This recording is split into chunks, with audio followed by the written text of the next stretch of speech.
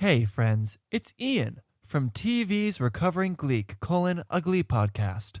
So I had to do quick and dirty editing for this episode because of scheduling reasons. It was either it gets released on Wednesday quick and dirty or it gets postponed until I don't even know when. So the swear words are still in there. I'm so sorry. As we were recording the episode, I just notated whenever we took a really long pause or something, and I've gone back and taken those out, but I didn't do my usual process of actually listening to the full episode and taking things out and making things more concise piece by piece as I listened. So it's not going to be as polished as normal. My apologies. But here it is. Enjoy the episode. Love you. Goodbye. Hi, apologies to how what am I saying? Take two on that. Apologies if I sound weird, all of you listeners out there. I'm getting over a cold, so I'm sorry. It's just the way my life is right now. You need to deal with it. Yeah, and apologies if I sound weird. I'm dead inside. I'm so sorry. I'm so sorry. Is there anything we can do to help? Besides, make it so you never have to work ever again. Destroy the capitalist society we live in. Got it. On it. I'm there. I'm doing it. Welcome to Recovering Gleek, a podcast for all of your complicated feelings about the TV show Glee. 1, 2, 3. Oh my god, did you hear that clap? That was crazy. That's beautiful. It was resonant. Thank you. Should put that on your special skills. You know what is on my special skills? What? Tell me. Oh my gosh. Sorry, that shot through the internet into my ear holes. Don't put that on the podcast. That will hurt our listener. No, I can quiet it down. Okay, I'll edit it. I can make it quieter. But that's my whistling with my fingers, like the wolf whistle. That was so impressive. Thank you. Usually it takes a couple tries for me to get it, so it was nice. Yeah, that was you quick. Knocked that out so fast. I did. I got whiplash. There's skid marks on the camera. There's skid marks. This is without my fingers. This is as much as I can whistle.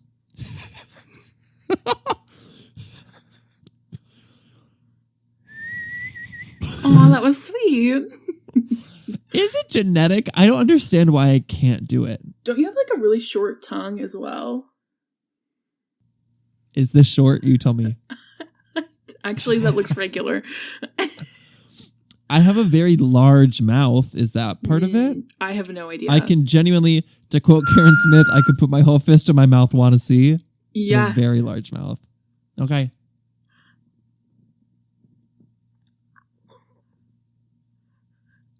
It wasn't the pinky knuckle was out. Oh, got it. You cheater. Yeah. Ooh, that made me gag. No, I could. You see my eyes watering as I did it. You don't do it again. Jesus. Ew, I really hate it. Does that count? Is that not your fist in your mouth? I never know. I think the fist is the knuckles. Yeah, like what legally? Because I always it's not up to my wrist. Is that like legally your fist in your mouth? I think fist. So. I'm gonna look up a Google image. Whole fist in mouth. I won't share. You're sick. See, the pictures that I'm looking at, except for this one, there's one that's got more for fists than I do. But the rest of them, that's as much as I had. So yeah. I will continue to say I can put my whole fist in my mouth. Some of these are blurred because they are not. Oh, got it. Do you see a wiener? No, I didn't. I read the title of the image and it was mouth fisting. And I went, okay, that's why that's blurred. I will not unblur it.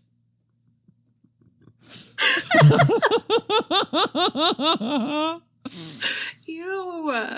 Ew. Oh my gosh. That was gross. Well, Hello, everyone. Welcome to our podcast. Welcome to Recovering Glee, calling a Glee podcast. My name is Ian Allred.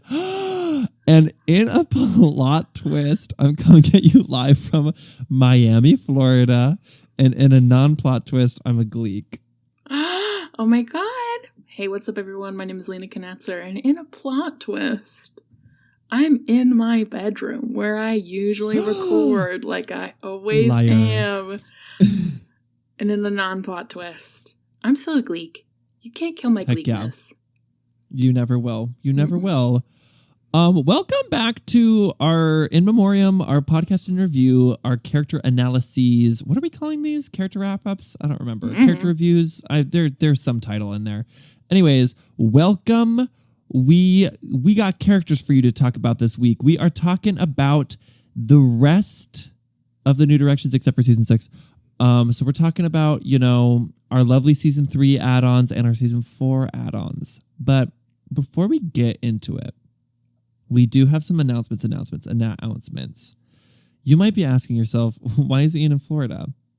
I know I am. The reason is because... I'm just kidding. Lena is. I've been lying to her about it. Ian, why are you in Florida? Could you imagine you bombard me with this information? Okay, so I actually did that to my roommates on accident. I told my roommates I was leaving, but I forgot to tell them when. And then, okay, I'll tell the audience so we can all be on the same page before I tell this story. I'm working on a cruise ship again. It's another quick little doodah. It's like a 10-week gig. But I'm hopping on a ship and I leave on the ship literally tomorrow. So I'm in Miami for the night in a lovely Holiday Inn that had the loveliest buffet that was just chicken legs and potatoes. Chicken legs? Yeah, it's like drumsticks. And then tomorrow I'll go to Fort Lauderdale, hop on the ship, and be cruising the Caribbean for 10 weeks. Hop on the ship at Fort Lauderdale with a dream in my cardigan. That so fits. Honestly, I am wondering, am I going to fit in? Because I'm once again a replacement singer. So the cast already knows each other. And then I'm like, hi. Always a replacement, never a bride. I'm new. Truly, I'm new. What's the vibe here? So we'll see how it goes. Yeah. But, so I got this job 2 weeks ago. And they were like, hi, we need a replacement in 2 weeks. And I said, I'm your guy. And I told my roommates, I was like, I'm going to be leaving in 2 weeks. But then the actual week I was leaving, it was very frantic because I was trying to get all my stuff together. I was trying to get my room packed up. And also my mother was in town visiting. And that trip had been planned for months. And then suddenly I was leaving. So I wanted to make sure that I spent time with my mom and had her trip. But then I also had to pack up stuff. So I was just frantic and scrambling. And then I got on a plane and flew away and went, oh my gosh, not only did I never say goodbye to any of my roommates, I didn't even tell them what day I was leaving. So I just am gone. I know. I didn't know which day you were leaving. It was, because I thought I was leaving. It's a whole other story. They flew me to California for a few days because they wanted me to rehearse because there's 2 new shows that I haven't done. And so the date kept changing about when I was leaving. But friend of the podcast, Kira, was on the train with one of my roommates yesterday. And she texted me because she said he was sad and was talking to her and was like, wait, did Ian already leave? Is he gone for a long time? His room is empty. And I felt so bad. So I did lie to them. Sorry. I have texted him and apologized since. Oh. Damn. It's just crazy times. Yeah. I love an Irish goodbye. You do. That's true. Oops. I do too. Oops. I have other announcements, which is when my mom was in town visiting, she wanted to see Titanic. And I was just for some reason, very concerned that my mom was going to hate it. So I wanted to make sure that if we saw the show, it was because she wanted to see it and not because she thought I wanted to see it. Oh yeah, she doesn't like Titanic. Am I misremembering that? She hates Titanic, the movie. I'm remembering. And so I was giving her a million outs and being we can see, I don't care what we see. We can see anything. It's whatever you want. And she kept being I want to see Titanic. So anyways, we got tickets to Titanic. A very good friend of mine is the head of sound for Titanic. And my mom and I like bought rush tickets and just happened to be in the front row. And my friend saw that we were in the front row and he texted the like members of the cast and said like, hey, my friend is on the front row. He looks like this. There's like certain audience participation. There's like exactly one audience participation moment that he was like, have this be my friend. And so that happened and I was the person they talked to and it was so exciting. But then truly the entire show was just like members of the cast messing with me and talking to me throughout the whole thing. And I say this because Glee's own Lindsay Pierce, who played Harmony, is in that cast. And Lindsay Pierce knew my name and was chatting with me and talking to me by name on stage throughout the whole show. And I felt famous. Wow, famous.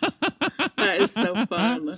Oh my God. It was That's very also thrilling. not surprising to hear because anything that's ever had to do with any audience participation, you get roped into in the It's crazy. most absurd way. It's so funny. I think it's the height. Yeah. It is constant. I am always like the go-to person when cast members need an audience member. Mm-hmm. Like you're so tall and I think you're like also handsome and approachable. So people are like, oh my God, who's that guy? Say it again. You're so handsome and approachable. Oh my gosh, stop. That's crazy. Oh my God. What? That's so fun. Did your mom enjoy the show? Blushing. I'm sure she enjoyed it more that you were a part of it. They should have put your ass on payroll, Jesus. Seriously, they owe me a salary for that performance. I think she liked the fact that I was involved. Yeah. But I was afraid that my mom wouldn't like the show. And I was like, best case scenario, she'll like laugh. My mom was like wheezing, tears streaming down her face, laughing at that show. She ate it up. Eileen. So I was very thrilled. Big slay. It was a success story. I'm very glad that we awesome. went. That's very cool. Also, Nicole Parker wrote a song about me. I felt so famous. I saw that on your Instagram. Yeah. That's very cool. That one's weird because the other audience stuff is because my friend literally told him I was in the audience, but he did not tell her. She did not know. She came on stage and was going to like do a bit where she writes a song about an audience member. And because I was talking to my friend after the show and she came up to us and was like, hey, thanks for being a trooper with all that stuff. And she said, I had no idea who you were. And if I had known you were his friend, I would not have picked you. So it was literally it was like random odds that she happened because she didn't know who they had been messing with before she got on stage. Yeah. And then she just went on stage and pointed to me. It's your personal Dungeon Dragons charisma score that just makes people pick you for shit. I just rolled a nat 20 when I walked into that show. Seriously. We said that guy, the star of the show. It was very fun. I love that. Yeah. How are you? What's going on? I've read 26 books so far this year. Oh my gosh. You're going to blow last year out of the water. Goodbye, 2023. That's 3.25 books per week. I did the math this morning. Insane. If I keep up that pace, which I most assuredly won't, because I think I did like 17 books in January and just like a few books a few books in February, so I'm already like kind of slowing down. But if I keep up with that, I'll read like something stupid like 169 books this year, which I shouldn't do that because I need a social life and to like interact with my loved ones. But you're expanding your mind. I know. I know. You're building your imagination. Literally. And I got this thing to put my Kindle. I put my Kindle on like this like bendy arm. So I can like it can like sit. Right now it's facing, I can point it out to you. It's facing my chair. It's right there. Uh-huh. But I can bend it so I can like put it over my head while I'm in bed. And then I also I clip this thing on and it has a little remote so I can turn the page while keeping my hands inside the blanket. So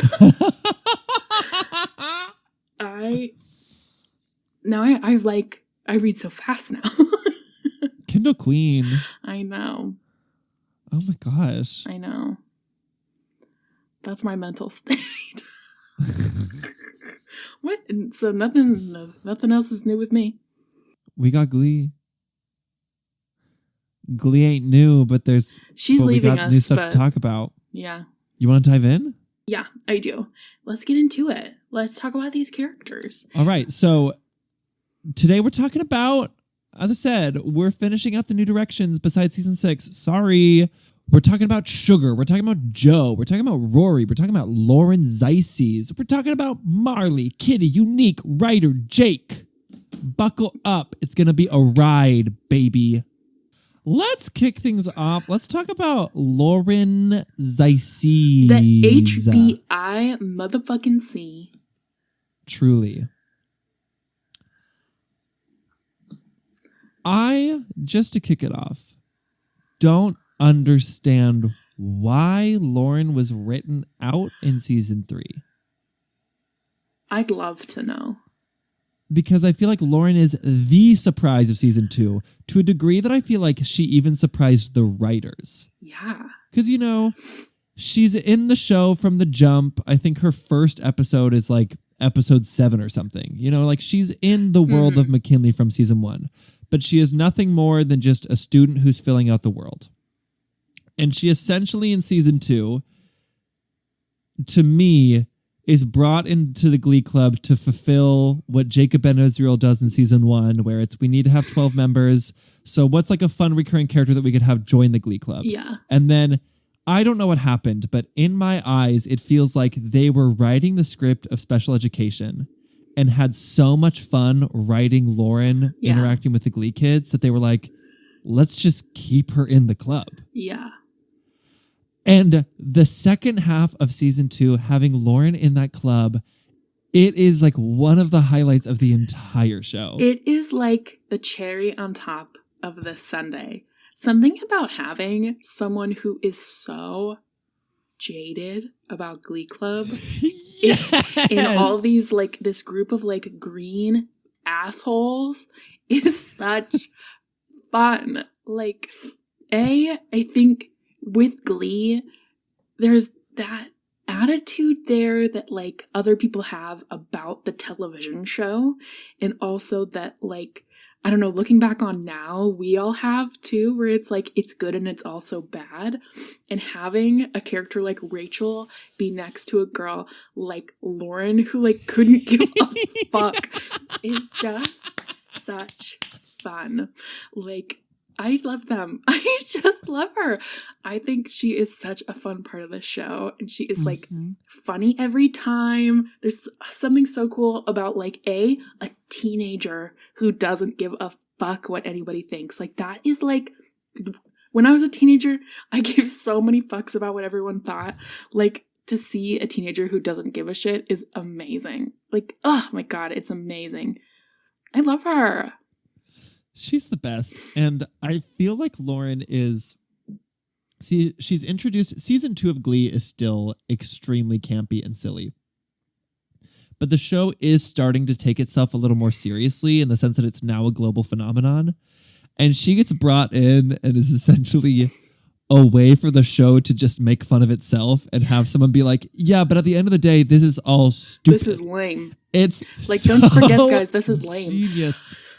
And the way, one of my favorite things about Lauren is that she is the most, in the words of Noah Puckerman actually, the most confident girl in the entire school. Yeah. That she has literally nothing to prove to anyone. And she is so cool, not because she tries really hard to be cool, but because she could not care less about being cool and therefore is cool. And I think she brings out really fun stuff in the other characters because of that, specifically Santana. Yeah. The way that Santana's character spirals after the introduction of Lauren Zeises is hilarious because Santana is the polar opposite, where she is someone who cares so deeply about how she's perceived and what people say and think about her, but she tries to play it off like she doesn't. And so to come face to face with a girl who genuinely does not care and see how that causes Santana to spin out is amazing. I was literally watching Silly Love Songs earlier today, And just that whole plot with Santana trying to start a fight with Lauren because Lauren is dating Puck. And first of all, Lauren literally doesn't even try to fight Santana. She tries to brush it off. And it's only when Santana won't leave her alone that Lauren grabs her by the face and throws her. To see the moment after the fight when Coach Beast is picking Santana up and her hair is all covered in her face. Seriously. And she goes, yeah, that's how we do it in Lima Heights. It's She so is so good. silly. Oh my God. I love her. Like, there are such fun moments to be had with Lauren. Like, anytime she says anything, I'm laughing.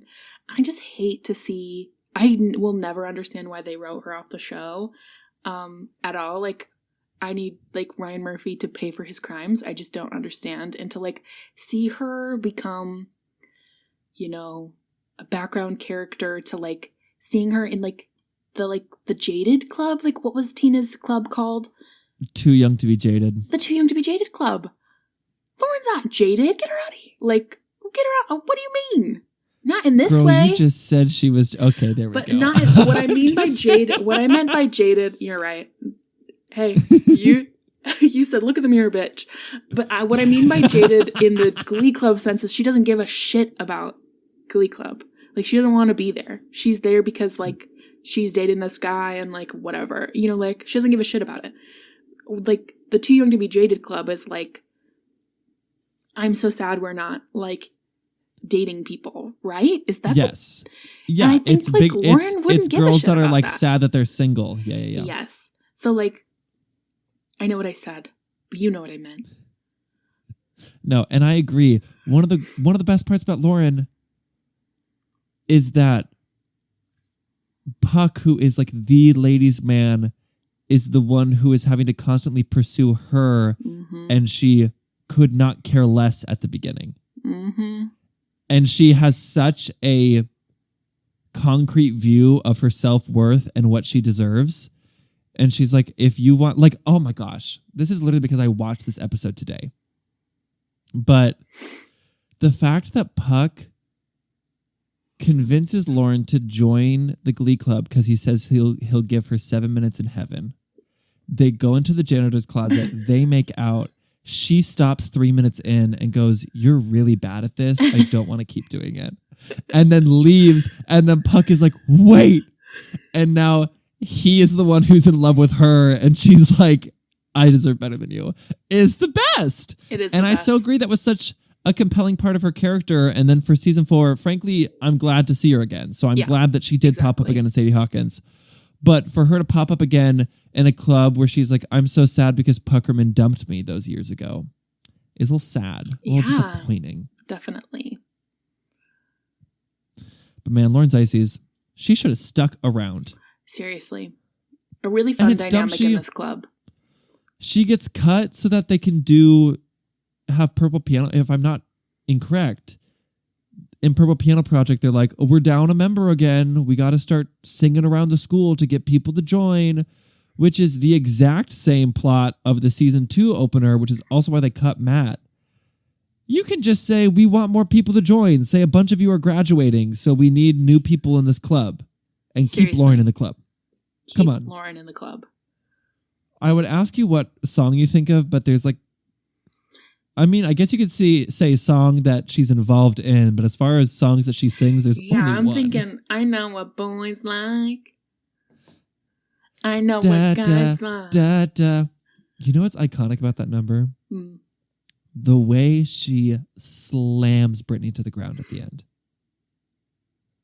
There's a moment, Brittany and Tina are her backup dancers. They're dancing up on her, and she does a little like what you think should be like a little kind of like playful push out of the way, but she full force just shoves Brittany. And obviously, you know, it's stage combat, it's not real, but like she full force shoves Brittany, and Heather Morris like smacks to the ground and slides, and it is so funny.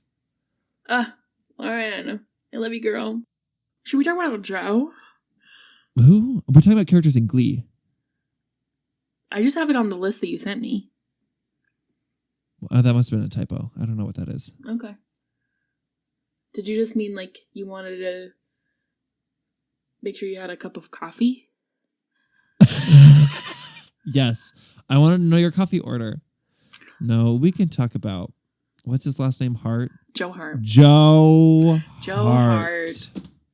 Joe We hardly knew ye. We hardly knew ye. You were in like 25 episodes of the show, and we hardly knew ye, truly. We hardly knew ye. You know, okay. That's the Glee Project for you. Shout out to the Glee Project. Gave us some bangers, gave us some stinkers. I've got no hate for, what's his name? No. Samuel Larson is genuinely, he seems No like hate. a super cool dude, genuinely. Definitely. Like, I've seen interviews with him. He seems awesome. He's very talented. I've seen YouTube videos of him performing. He is very, very talented. And I'm not even, frankly, I have never seen him. He is devious. I've seen videos of him Skadoosh Gate with him and Hannah. And frankly, they were both in the wrong and they were both in the right. The only person who's in the right here all the way Whoa. is Jack Black. It's Jack Black. You're so right. He's the one who said Skadoosh originally. No, actually, watching the Glee Project did make me like Samuel Larson better. He seems like a really cool guy. Specifically, there's that moment. Cole, what is that moment? There's a moment where God loved them. You know, they were very, very young and they were very self-conscious and felt threatened. But Alex Newell says something that is so obviously like passive aggressive, trying to dig at Samuel Larson. And instead of like saying something rude back, Samuel Larson just goes, "Awesome, dude, cool," and like high fives him. And it is hysterical. And it's very clearly Samuel Larson deciding, I'm not going to engage with this bull crap. I'm just going to shut down the situation. Yeah. And that moment made me like gain so much love and respect for him. Yeah. I feel bad. I have never seen Samuel Larson in anything acting wise besides Glee. So, you know, what I have to go off of is Glee. And I wouldn't even say that like his acting in Glee is bad at all. It's just like, I don't know what in the mixture was off, but what came out of the oven was a character who is the color beige. I think it all comes down to, I think I know what happened in the oven. I think Ryan Murphy, like us all, kind of fell in love with Cameron Mitchell and his story and his like religion. And I think he was like, he got it in his head that that's what he wanted the new like Glee character to be. And, you know, like Samuel said, yeah, I'm a Christian. I've got Bible verses like on my chest. And I think that he just kind of, like Ryan Murphy, kind of molded the story that he had already thought of for, and I mean, I could be wrong, but it's just my perception of what happened. Like his like story that he wanted to give to Cameron to who? Samuel Larson. Samuel Larson. Pardon me, Sam. I don't know. It's also like they created a character, and we have talked about this ad nauseum on this podcast. They created a character who had no character. His whole character was he doesn't wear shoes and he loves Jesus, which is not a personality, as evidenced by the fact, which once again, we've also said this on the podcast, that we already have Mercedes Jones, who does wear shoes, to be fair. And literally but she loves wears shoes. Jesus. Exactly. Like, Mercedes Jones is how you do a Christian character, because Mercedes Jones is three-dimensional and has a lot going on, and her belief system is very important to her, but she's also got a personality. Like, I don't know, they did nothing with him besides, like, he's religious, and he pops a boner when he helps Quinn stretch. Like, what is going on there? Boner! Oh my god. Yeah. It makes me sad. I was listening to his interview on And That's What You Really Missed. And like, they never even had him sign. You know, he was promised his 7 episodes on Glee from winning the Glee Project. And then they never had him sign a long-term contract after that. So he would just get the scripts episode to episode. And then if he wasn't in an episode, he wouldn't get a script and be like, am I fired? Am I still on the show? I don't know. Oh my God. And then he basically found out he was no longer on Glee because after season 4, he was like, hey, I'm thinking of maybe cutting my hair, but I wanted to clear it with you guys first. Like, what are your thoughts? And they were like, oh yeah, do whatever you want with your hair. We don't care. And he was like, okay, roger that. I don't think I'm going to be on the next season. He said, okay, noted, slay. That Seriously, sucks. like, What a terrible way. And I can't even imagine. That's probably so stressful. Like, how do you plan your life around that? Oh my God. Seriously, you're like, he's living in LA paying rent, being like, I have a job this week, but I don't know if I'll have it next week. I'm in this episode, but who knows what's going to happen. Yeah. Oh, Jesus. And then that's literally what happened because he just faded away. He never got a goodbye. He just disappeared for 5 episodes in season 4, came back for the finale, and then was gone until a little cameo in the last season. Yeah. And I think that's maybe because of their shame for not giving him any personality. I don't know. I think I get a sense sometimes from things that I've learned that, the great Ryan Murphy has said about, about the characters. And I mean, I could be talking out of my ass here. I don't know anything. I just read Glee Wiki and talk about it. I understand that a character and, an actor brings so much to a role, and, an actor can make or break a role, but, only with, to a certain extent. If they don't have anything to say, they don't have anything to say. And if you're not giving them anything, they're not gonna give anything. He's a bale of hay with eyes. Genuinely, he has no personality at all other than his love of Jesus and his hatred of shoes. In that one boner. It was just one. And that one boner that Quinn felt. And she said, I think I'm starting to heal. Oh my God. Your boner healed me. This is a thought that goes into Rory as well. Maybe I'll save it for Rory. So I have a thought just about the Glee Project in general that I'll save for Rory because I think it does kind of fit Rory more, but it does have to do with Joe. So keep your mind on the Glee Project. As far as Joe goes, high points for Joe for me. Girl. There's a moment in Nationals in season 3 when Rachel is singing All Coming Back to Me Now. And there's a wide shot, and you can see Samuel Larson in the wings, and he is mouthing the words and doing armography. That's funny. That's good. I genuinely think Samuel Larson is talented. Samuel Larson, if you ever listen to this is not meant to be hate towards you. I can't think of a high point for Joe. I know. And he's just there. He really is just there. I know. We don't say who for nothing. He's just there. Yeah.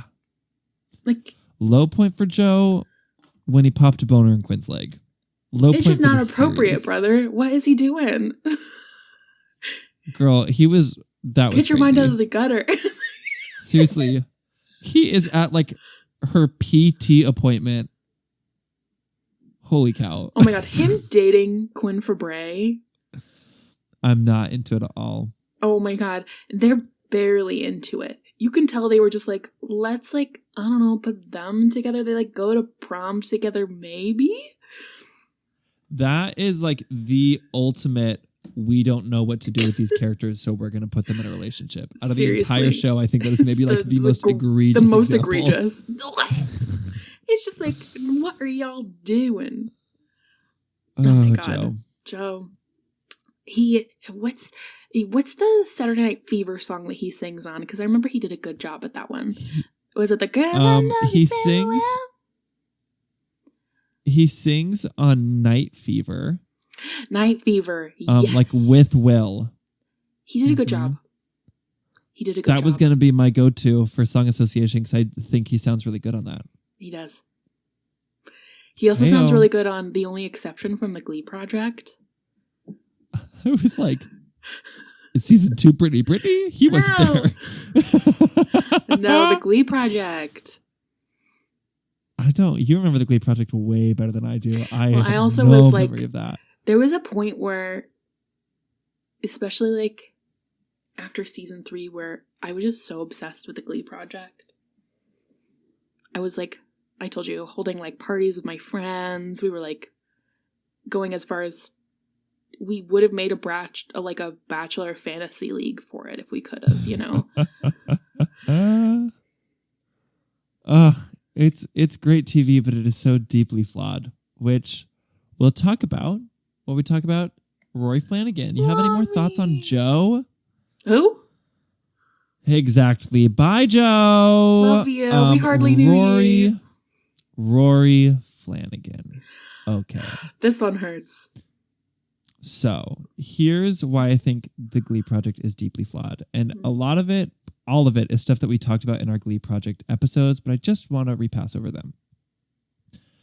Number 1, Ryan Murphy is the be-all and end-all of who stays and who goes on that show, but Ryan Murphy only ever watches the Last Chance performances, which means that the more someone is in the bottom, he ends up liking them more because he sees more of them and sees more Last Chance performances. And so people actually get punished for doing well, like Marissa Von Bleeken, who was like the front runner. Her first time in the bottom got sent home because she was up against, I think, maybe Damien McGinty. She was up against someone that Ryan had seen a couple times and had like grown a fondness for, and he kept them over her. The other one, which I think is a huge one, is the Glee Project tests the ability of its contestants to sing, to dance, to like film music videos. But it completely, at least in season 1, they do fix this in season 2, but in season 1, they completely ignore the fact that Glee is first and foremost a television show with a script and storylines. Exactly. It is scripted TV. Mm-hmm. Never once in that first season do they have someone get a script in their hands and see, can they land a joke? Can they convey an emotion? Mm-hmm. Are they interesting on camera? Yeah.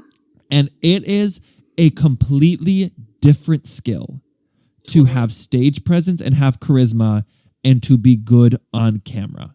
They are fully separate skills. Mm-hmm. I have seen Damien McGinty live in concert. I saw him before he was on Glee. He has great stage presence. He has great charisma. And you see on Glee that he has a fantastic singing voice. Yeah. But like these kids on the Glee Project are green. They are kids who have like never, or if they have, it was a very small role, like never worked on TV and film before. And we are now giving them a pretty large role in a TV show and expecting them to just be able to have all these skills naturally. I just feel like the season 1 contestants particularly were really set up to fail. Exactly. And that's what makes me really sad about Rory and Joe. Yeah. Continue, sorry. I just also feel like it's kind of like testing their ability to like sing lead on a bunch of songs when Ryan Murphy knows full well he's not taking any screen time away from his leads. He already has a cast of, upwards of 15 characters who need to finish their own storylines. Like the odds of, one of these characters coming in to be the lead, he already knows is low, and I do think he gets it a little more right in season 2 of the Glee Project. But like, you're not, what did they plan on? What were they planning on? They're not singing solos every week. Why are they being tested on their like solo and music video ability? What's going on here? I know, it's insane. And so Joe and Rory both end up being such, huge misfires. I feel bad, but like genuinely, they're both talented guys. They're both very talented guys. I feel like they were set up to fail.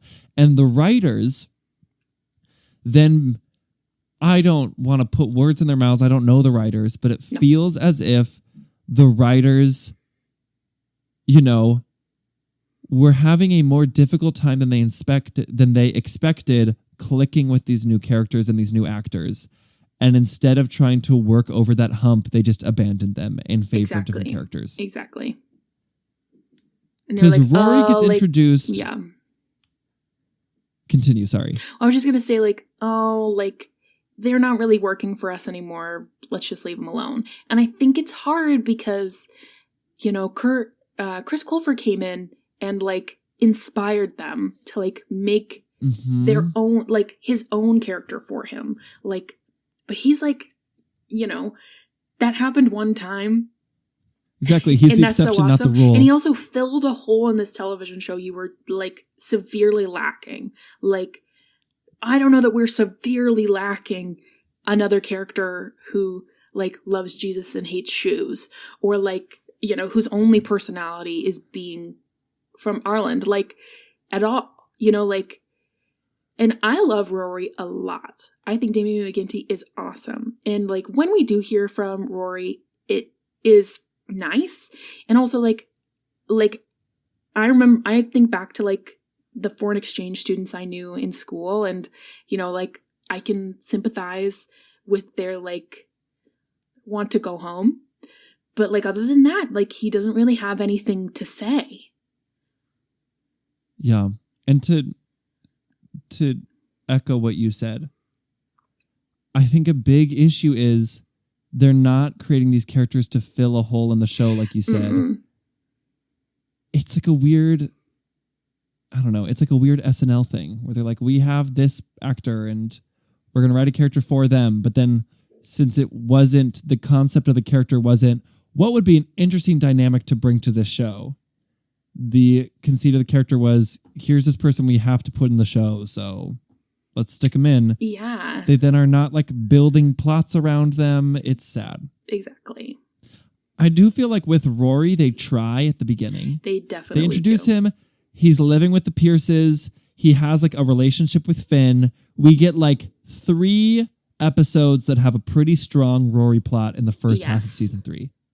And then they give up. And then with Joe, they never even try. Yeah. I like the stuff with Brittany, and him, pretending to be a leprechaun to, be horny at her, I guess. It's not my favorite. But at least it's something to say. You don't like it? I don't. Yeah.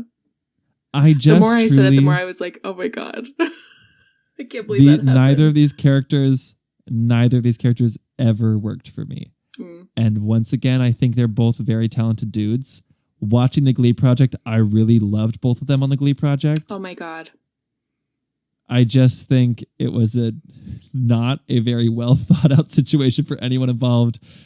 And both characters are a wash when you watch the show. That's so true what you say about, I'm sure we talked about it on the Glee Project, but as soon as we put out an episode, it leaves my mind in general, let alone the thing we did in 2021. Or no, it was 2021. It was 2021. December. What you said earlier about it almost punishes you for being a front runner because you're not in the bottom. He's not getting to know the people who are leading the competition. He's getting to know the people who are doing poorly, and he's learning that they're the shit, which, Damon McGinty is. He's so awesome. He's incredibly charismatic and such fun. And I would too, but it's the flaw of he's just not watching the music videos and he's not getting to know the rest of the contestants. And then the coaches have nothing to say about it. They have no say in it. The Last Chance performance is a live performance on stage in front of real people, which Damon McGinty has been doing professionally for years. And he is so charming in those Last Chance performances. He is so charming. And so Ryan keeps being oh my gosh, he's so charming, never questioning, wait, but why do I keep seeing him? Maybe it's because he's less skilled at the on-camera challenges we're having. Yeah. Which is what the show actually is. The show is not in front of an audience, it is on camera. Yeah. The Glee Project. The Glee Project. Anyways, what song do you think of with Rory? What are your high points with Rory?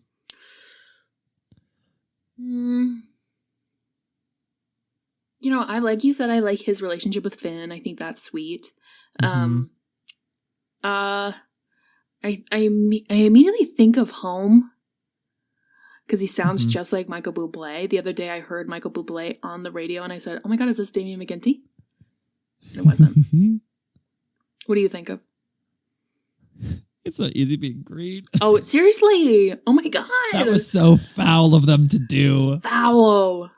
If you ever doubted they didn't put a lot of thought into this character, they created an Irish character, and the first thing he's saying was, it's not easy being green, and we never got any more depth beyond that. Never. I agree about his relationship with Finn. I also think of when he shows up in Glee, actually, which is a fun cameo. It's very good to see him again in the It's a Wonderful Life sequence. Him saying, Quinn tucks and drives in every universe. That's crazy. That's crazy. Oh, that's so silly. Ugh. That's so silly. Goodness gravy. All right. Goodbye, Bye, Rory. Rory and Joe. You want to talk about Sugar Mata? Sugar Mata. Yeah, let's do it. Her superpower is money. What are your thoughts on Sugar Mata? My thoughts on Sugar Mata are, oh my gosh. Glee in season 3 introduces all these new characters who are supposed to carry the Glee Club forward. And 2 of them are misfires, and the writers give up on them. And one of them is them striking gold, and they still give up on her. And I will never understand it. No. Sugar Mata was such an amazing addition to the show that I will never be able to understand why the show did not utilize her more. I do think that she is a character that works best in smaller doses. I think that if she ever became a main character, she'd become grating. But her sense of humor, not like the character sense of humor, but like the type of character that she is, fits the style and humor of Glee. She is kooky. She is crazy. She's like a little mean-spirited. It's just very Glee. And Vanessa Glee loves Lengy's kooky, mean-spirited girls. Yes, it does. And Vanessa Lengy's was either having the absolute time of her life on that set, or she is an amazing actor because she looks like she is having a blast every time she's on camera. Yeah. Like even episodes she doesn't have a single line in. Yeah. She has like a take on everything that is happening, and it is always hysterical. Seriously. Like even her like in the last episode, in the last song, she gets her own moment where she gets to shimmy at the camera. Like, I just love this bitch. I love Sugar Mata. I think like there is such fun in there, and it like makes not a lot of sense to me, her like not being more in the show. And much like my feelings about Lauren, I think it just adds a fun dynamic into the club where it's like, this is a group of very talented people. And then there's this girl who she is not talented, but her dad pays for blah, blah, blah, blah, blah. So we let her stick around.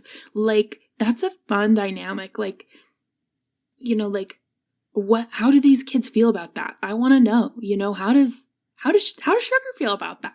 Like, you know, and I don't know, someone who wants to perform so much that she'll start her own Glee Club to rival the New Directions. Like, I'm enthralled. This is the best. And then she even gets upstaged in her own Glee Club. Shelby never gives her a single solo. Oh my God. But just as a matter of pride, she sticks with it because she's like, this is the one that let me in. I think the best usage of Sugar in the entire show is in Heart in season 3. When she is hosting, her dad is hosting the Valentine's thing at Breadsticks, and she has Rory and Artie compete to be her date tour. Yes. Oh, that one's fun. I think that's a lot of fun. Like I said, she is not a character that I think would work as a lead. And this has nothing to do with like Vanessa Lengy's talents. It has to do with what type of character she is. But she's 100% a character that should have gotten stuff like that. Very fun B plots like every few episodes. Yes. She is, and she's a character that, like Lauren Zeisey's, like you were saying, that enhances the characters around her by what she brings out of them. And I think it was such an enormous loss when Yeah. this show just like let her silently fade away with Joe. Yeah, definitely. I love Sugar. Her superpower is money. Her superpower is money. She is so funny. What do you think of? What's like? I know she literally never sings. What do you think of musically when you think of Sugar? I think of I am a shining star. I am a shining star. I don't know. I think of like she's got so many good like background dancer moments and so many good like background singer moments. Like, I don't know. What do you think of? I got a few like beats. I think of Someone Like You / Rumor Has It when Santana slaps Finn and then it's a close up of Sugar going of her Love open it. mouth Oh gasping. my god. I think of I think this is Sugar. Paradise by the Dashboard Light. Let me fact check this so quickly. Da, da, da, da, da, da. It's either her or Brittany, but I feel like it's Sugar. Oh my gosh, there's an ad. I'll tell you my third one while this ad loads. I think of Our Day Will Come in Wedding, in A Wedding in season 6, when everyone, like all the couples are dancing together. And then Sugar looks around for someone to dance with her, and no one she comes up hugs to her. So then she herself. just hugs herself and starts dancing. I love that. I love her so much. Oh my god, when she's Frenchie in Grease. Wait, that's a great one. Oh my god. What is that? What is that song called? Beauty School Dropout? Oh my god. That's a great Sugar moment. Such a good one. There is a moment in Paradise by the Dashboard Light that I think is Sugar, where Mike Chang is center stage standing, and a girl is on his hip, and I think it's Sugar, and he's fist pumping, and then he whips around to the other side, and then fist pumps with the other hand. And I believe that is Sugar. I think at that moment as well. That's a good one. I love Sugar. She's the best. Her And like superpower I is think a money. character who has zero self-awareness is God. comedy gold. It's one of my favorite character archetypes ever. And just everything about her, like she has no self-awareness about how untalented she is. She also just has no self-awareness about like how rude she is when she speaks to people. Definitely. And then also like the clothes she wears are not ugly, but like they're so out there. Yeah. Like just a character who is just so incredibly out there and is so unaware. Yeah. Like Lauren Zaises doesn't care what other people think of her. Sugar Mata just invents what other people think of her. Like she she's cares what they everyone think. loves me and thinks I'm great. Yeah. Yeah. And she's like, and what they think is that I'm the best person on earth. Yeah. Oh my gosh. I love her so much. So much. I love her. I also Amazing. think like having a character in the Glee Club who's not like the best performer is more true to the real high school, like real life thing. And I like that. Like they don't have to all be Rachel Berry. The show won't let them all be Rachel Berry anyway. Even if they were like the best singer in the world, they're not going to let them sing a solo. So like someone like at a different skill level is such fun. I love that. Also, she's the whole reason the Trouble Tones even happened in the first place. Exactly. We need to put some respect on her name. We do need to put some respect on her name. She's up there with Terry Schuster as like characters who were so criminally underutilized on this TV show. Oh my God. Give us a Sugar Mata spinoff. Come on. I would love that. Who would be on her Sugar Mata spinoff? Do you think she Can you imagine would like graduate Sugar- and never talk to anyone again? Or like who would be there? That's such a good question. Yeah, what's Sugar doing after she runs away from home? I don't know why she's not at McKinley in season 5. Where's she going? I think that's your evidence she's not talking to anyone. Is she fully just Irish goodbye to that Glee Club? She dipped. Classic Sugar. Classic But Sugar. she's still talking to Britannia because she goes to their wedding. She does.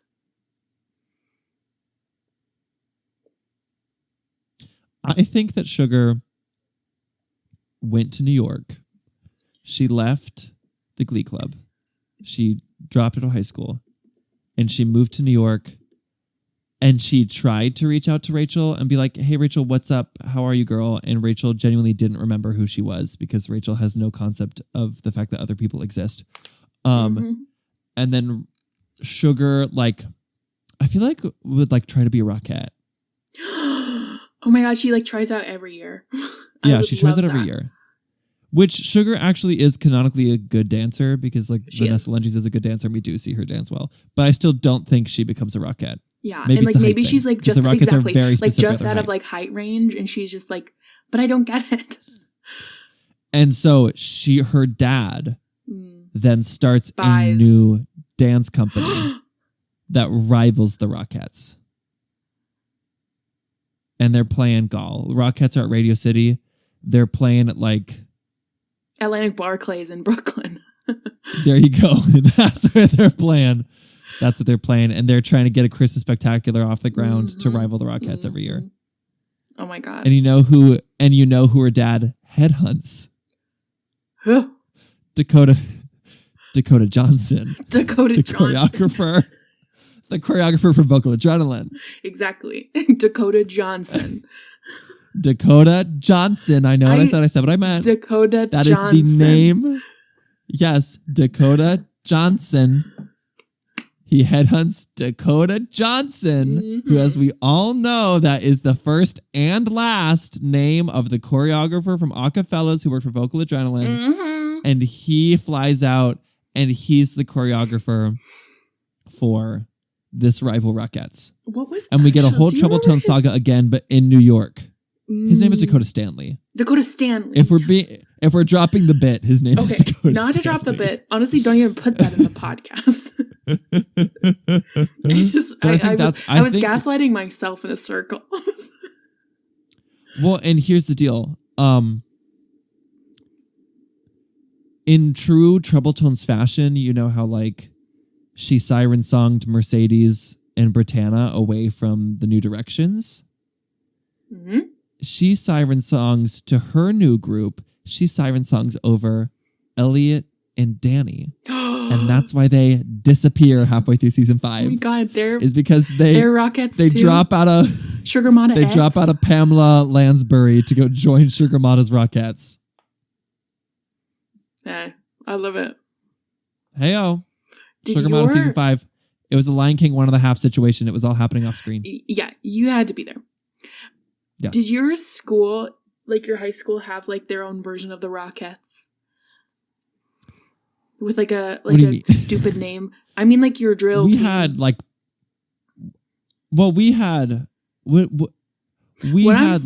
the Flag Girls. And then we had the cheerleaders, and then we had Pom. And I think Pom is more what you are talking about. Because Pom was the girls who were too good of dancers to be cheerleaders. Oh, Jesus. They did Pom. Pom was like, well, read the cheerleaders. Squad, no, much love to anyone who was a cheerleader at my high school. The cheer hierarchy was very well known. And essentially, like, the girls who were cheerleaders didn't like the cheerleading coach. And so all the best girls dropped out of the team and started the Pom team. And then the Pom team became what the cheerleaders wanted to be. And the Pom team would like do a halftime show, but they wouldn't cheer throughout the game. They would then just go home. Whereas the cheerleaders had to like stand on the side and do cheers the whole game. But the Pom team was all of the really, really great girls on cheerleading who got sick of the coach, all like pulled a mutiny and started their own team. That is crazy. Whoa. At least that's how I understood that sequence of events. Okay. Interesting. What was your Rockette team? Well, I mean, I don't like sound off in the comments, people from other states, but it was like a thing in Utah that the drill team would name their team after the Rockettes. And then because of that, they would have like the most gross names. So I was the Falcons. So they would be the Falkettes. Oh, I gotcha. I gotcha. I think Davis High was Davis High Darts. I think they were the Dartettes. Dartettes. And, you know, like there was a bunch of those. We maybe had Saberettes. Frankly, I didn't go to sporting events, so I like didn't know anyone on drill team at all. I only knew Pom because a lot of like the dancers who would do the musicals were on the Pom team. I guess also majorettes. It could be named after majorettes, less so the Rockettes. I think I unlocked a part of my brain. Who knows? Well, Sugar started the Titanettes after Titanettes. McKinley High Titans. Mm-hmm. I forget In they're New the York. Titans. Her superpower is money. Love you, Sugar. Okay, so now we are moving into season 4. We're going to talk about the season 4 newbies. Hello. Hello. It was just like in season 1 of the Glee Project when Alex and that other person got in a high note off. What, the guy that was on American Idol, what was his name? Oh my gosh. M? Honestly, like Mark, it's something with an M. I think it is Mateus. I think you're right. Mateus. Girl, that show is such good television. That is the most theater kid thing I've ever seen. Okay, first up for our season 4 newbies, Marley Rose, the new Rachel. Marley and Rose, the new Rachel. I love Marley. I'm a big Marley lover. I have got a lot of love for this girl, but much to the opposite power of girlies like Sugar and Lauren is this girl it's just a little boring. You know, she's a little green, she's a little boring, and she is a little too much like Rachel, but also not enough like Rachel, that I just think they kind of get lost on what to do with her. And then they like throw her in these like some of my not most favorite plots. So that always makes me sad. But I got love for this girl. I really think Marley is, if I knew her in real life, would be maybe my favorite person in the world, and I would like, protect her at all costs. It is hard to watch a show led by sweet, boring, sweet Marley. But I got mad love for her. Yeah. I don't know how much I agree that she's like Rachel. I agree that she serves the Rachel function in the sense that she is, our leading character of the club, and she's the one who is in these love triangles, and we're like very invested in her romantic relationships, and she's also a powerhouse singer. But what makes Rachel so compelling to me in this TV show specifically is she is a very, very messy and flawed individual, and that makes her very exciting television. Whereas, like you said, Marley, if I knew her in real life, love her to death. She's one of my favorite people. But she's like such a good person, and her flaws are so minimal and sanitized that it's less compelling TV, especially in a show like Glee, where the whole world is heightened. So to have her be a like pretty grounded, nice girl feels kind of at stark contrast for the show. And I wish like they didn't have to be like, okay, well then make Marley kind of an asshole. Like, no, she can still be a very nice girl, and she can still struggle with insecurity and self-confidence. We can keep all of those aspects of her character, but you ever met a girl who's so nice and so quiet, and then you become friends with her and you're like, oh, you're a closeted weirdo? Mm-hmm. Why couldn't that be Marley? And every time that happens, it makes me like them more. That I'm like, oh my gosh, like, you are actually so weird. I love you. Yeah.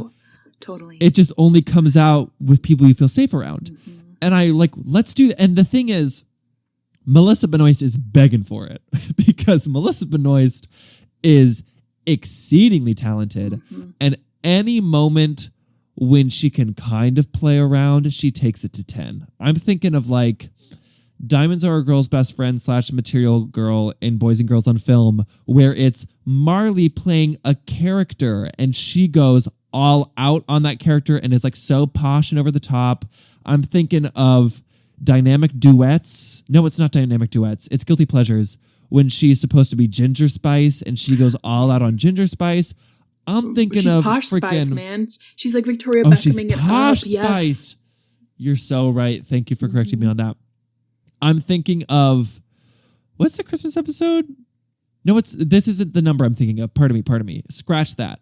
There is some number that I think you pointed out where in the background, Marley like runs across the screen and Melissa Benoist is fully like hunched over and looks like the Grinch while she's running. I can just tell that Melissa Benoist finds it very fun to really go over the top with stuff. And there is a way to keep Marley true to her character, but allow Melissa to do that more and have it be Marley's a closeted weirdo. And I think it would help her fit into the world a lot more. And it would make her, to me, more interesting to watch on this television show. Mm-hmm. I love Marley. Some of my favorite, like, Marley songs, because I've got a bunch, are like Locked Out of Heaven. Oh my God, the prom song. Are you kidding? It's incredible. Like when they like, dun, dun, dun, dun, with the, they like slam the microphone stand down. Yeah, when they start smacking them down. Oh my God. Like, I love that. And then like, I said this before, these two songs, but Blow Me One Last Kiss. Mm-hmm. Get out of here. But also like Tell 'Em I love the Ghost song that they do. I love, where she's like right. Imagining Jake and she's imagining Ryder. I don't know. She's a great actor. She really is. She is like a shining star. Melissa Benoist is incredible. Yeah. Exactly. I also love her like relationship to Finn and like how like she helps him in that way and he, I don't know, like they have like a really special connection that's really nice. I got love for this girl. I really do. I love her love for her mom. I really, she's a cupcake. Really love her relationship with Finn. Yeah. I think it is something that's really special that, because of circumstances couldn't be developed as much as it should have been. But what we see in the show is really beautiful. And definitely. I would have loved to see it grow even more. We talked about this already when we were talking about Finn, but just to have, he had such a strong connection with Mr. Schuster when he was a student, and to have him then have that connection with Marley is really special. This is not like a new thought, but the season 4 newbies as a whole, and I think Marley versus Rachel is a great example of this, are just such a different genre when they're first introduced than the season 1 New Directions. Like they just are a different genre of television. And when I think back on specifically season 4, on season 5, everyone's a little bit kookier, but specifically season 4, I forget that like Brittany and Marley were in the club at the same time. Yeah. Because they feel like they are living in separate worlds, and really the only time Marley's they ever really like talk is Sadie Hawkins. Two. Yeah. Yeah, it's just like my brain cannot piece together that they are all in the same classroom, even though I physically see it right in front of me, because they feel like they're on different shows. And also, they almost never interact. The newbies almost always interact with each other. And the alumni or the old crowd almost always interact. Kitty is really the like only newbie who plays in both worlds. She's the only one who has like strong relationships on both sides. People in the other group. Well, it's because she's kooky. It's because Kitty is written to be like kooky and cartoony. At least this is what I think. And the other newbies are written to be very grounded, and then it's hard to have like very grounded writer have a storyline with kooky, crazy Brittany. Oh my God. So they just like don't have it happen. Yeah. I think Marley is pretty plain. I think she could have been more interesting, but I do got love in my heart for Marley. And I got a lot of love for Melissa Benoist. Melissa Benoist is a powerhouse on like all ends, like powerhouse vocals, powerhouse acting. She also is a very good dancer. Big fan of Melissa Benoist. Marley also, you gotta love her for representation of girlies wearing page boy caps. Oh my God. That's very important. We need more representation. Mm-hmm. We need more representation. We're both girlies wearing pageboy caps right now. You can't see it, but we're Right wearing now, we're both wearing pageboy caps during this episode in reverence for Marley. Of course. And there's a lot of, there's Marley stuff that I really like. I like the plot line of, I don't like this plot line as a whole really, but I like Marley's side of it. Of Jake wanting to push her further than she's comfortable physically in their relationship. Like Jake trying to have sex with her and she's like, I'm not ready to have sex. And then Jake cheating on her. I don't like the Jake of it all. But on Marley's side, I really like the plot line of her, one, standing by her values, standing by what she's comfortable with. And then how heartbroken she gets over it when she finds out that he cheated and that he cheated on her with Bree specifically. And then I love the resolution of that Marley plot, which is we've had a season and a half of like Ryder likes her, but Jake likes her, and she's going to choose Jake, but now Ryder is jealous, and she's flirting with Ryder, but no, she chooses Jake, and now Jake cheated, and will she get back with Ryder? And then it ends with her being like, you know what? Neither. I'm choosing Marley, and I do appreciate both of them and think they're both nice boys and want the best for them, but I'm going to be on my own right now, and I think that's what's best for me.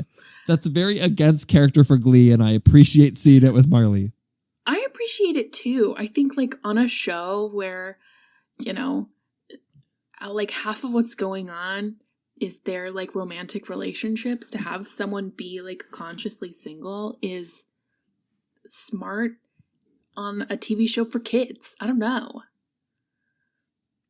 I agree.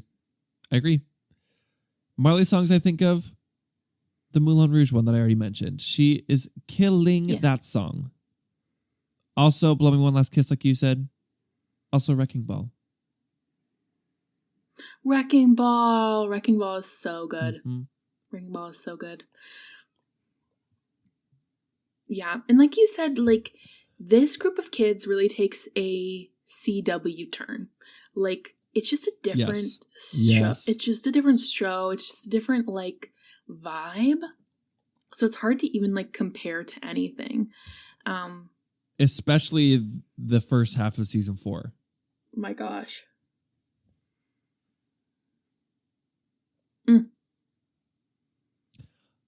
I do want to shout out how crazy Marley is for during the Katie or Gaga assignment. Yes, when she had to be a Gaga because she's normally a Katie, and she wasn't comfortable wearing the bikini. Instead of either talking to her teacher about it or just staying in her school clothes, she made an entirely new costume that fully went against the assignment, was the opposite of the assignment, and wore it in defiance. Let me be clear. And then Mr. Shu, what? Continue. She got suspended. Yeah, Mr. Shu was in the wrong for suspending her. Like, he was in the wrong. But it is wild of her that was her plan of attack. It's like, I will just make a whole Katie outfit instead and then dance around in my Katie outfit. Students. That is so a straight A student's like way of like getting back, is like doing the assignment as hard as you can in the opposite direction. Like the outfit was cute. It was cute. She put a lot of effort into that thing. My gosh. She did. That's so funny. Oh, my word. Marley Rose. Much love to you, Marley, girl. love you. Totally. All right. Up next. Who's next on the list? Is it Kitty? Is it Unique? Mm-hmm. Either one. Which one? Let's do Unique. Okay, Unique. What? Start us off. Unique. I love Unique. I think like, this is a Glee Project success story in a certain sense of, Alex Newell won got third / second place in the Glee Project. It was the time that everyone won, and just got like a cameo role, and then like really wowed the writers with their heart, and like they had the success story of like they got inspired like they did with Kurt, so that's amazing. Like, this is a person who was initially just supposed to be a cameo role, and then they were like, let's get this person on the show for real this time, which I love that. And I think that's what makes the Glee Project special, but also a little flawed, is that it was hard to see, like, Alex Newell's, like, magnitude, because they were blinded by Damian McGinty's last chance performances. I don't know. Yeah. But I love the fact Unique. that the person who got third on the Glee Project ended up playing the biggest character just shows how flawed that TV show was. So flawed. Continue, sorry. No, don't be sorry. It's just, I love Unique. I think, like, it is, everything we hear from Unique, I love. And like Kurt on this show, like, when they initially didn't have a gay character on this show, like, that is like that's a hole that's missing in this club. Like, having Unique come in, and this show being about, like, queer art kids, and there's not a trans person in this bunch, it's just inaccurate to the high school experience, inaccurate to, like, the art experience. Like, genderqueer people are a part of these, so, like, not having a trans person on this show, like, that's a hole in this show. And I'm glad that Unique was on this show. And I am myself, like, it was, I think the first time I'd ever, like, had a conversation about what that meant, I didn't know any trans people myself, and, like, I didn't have the language to say what that was. So I appreciate Glee for, showing this, and, like, also giving a voice to a group of people. I think that's one of the best things about this stupid show. Like, so I love that Unique was on this show. However, Unique was the get. Unique was, like, the vocal adrenaline, like, juggernaut. Yes. And, like, it, like, they were like, we have to get her on this club, and then they forgot about her promptly. And then, like, I just hate that. I hate that. Like, what the fuck? And then, like, that she, like, goes through so much bullshit on this show. Obviously, much like Marley, this show has taken a very dramatic turn. So everyone is kind of facing a lot of pain, but, like, watching a trans person go through all this pain is certainly, like, upsetting to behold. Like, so I don't love that, but I do love that she was on this show. I wish she was on it more. So, yeah. Yeah. And, like, Unique the was catfishing of it all, Jesus. What happened there? Yes, that was gonna be my low point for Unique. Unique was certainly the first trans character I ever saw in any media when this show aired. So I think everything you said, like, it was great of this show to have a trans character and to bring that representation and give a voice to that community. And so much has changed in media, thank goodness, since 2011 when Unique was introduced. Was it 2011? It was 2012. 2012. And I do think that Glee played a part in that change in media. I love Unique, and I love that Unique gives a conduit to tell these storylines about the trans experience. My biggest issue with Unique, which is something that we talk about on this podcast a lot, is oftentimes she becomes nothing more than that. Yes.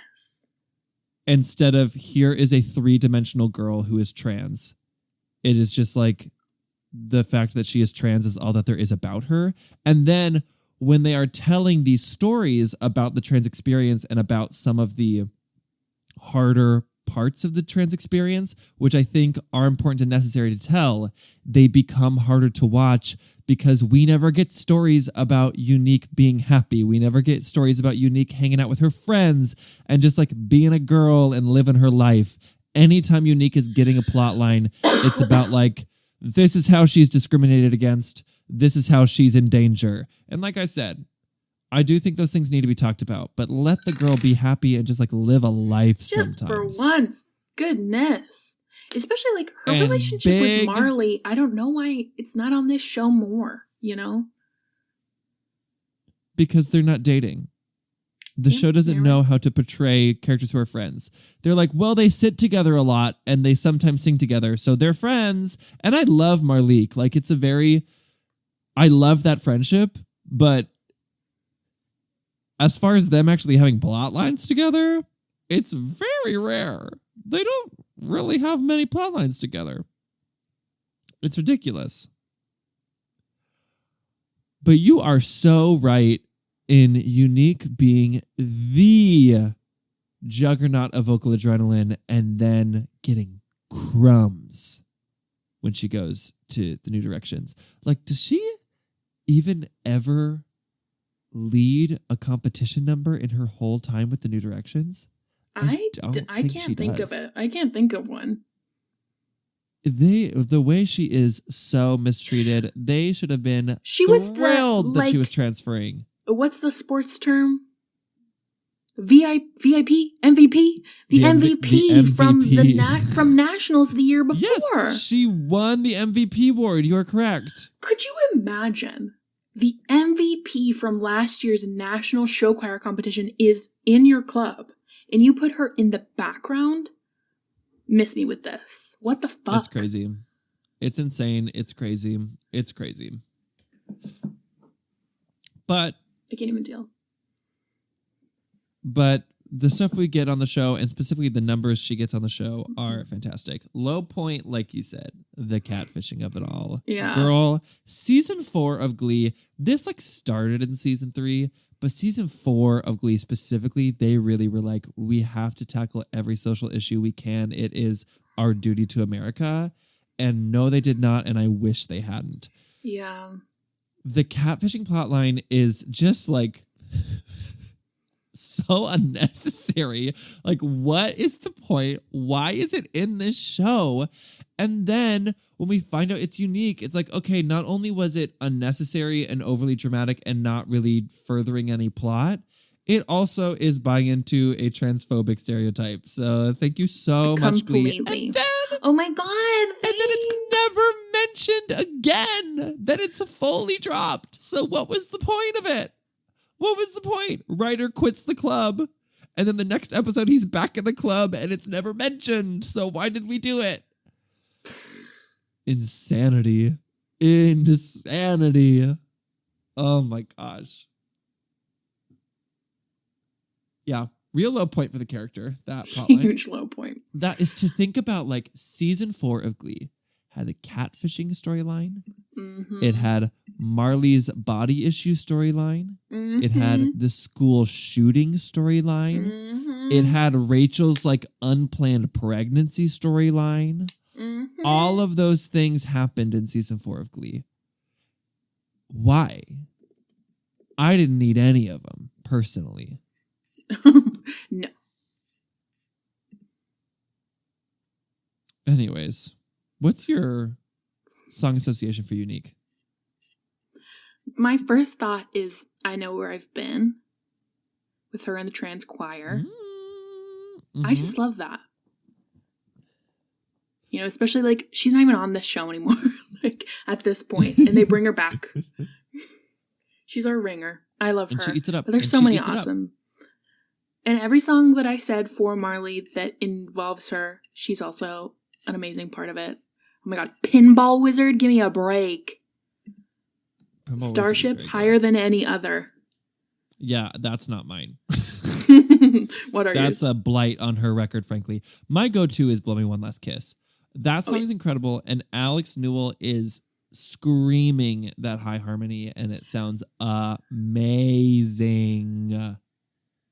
I love that song number. isn't.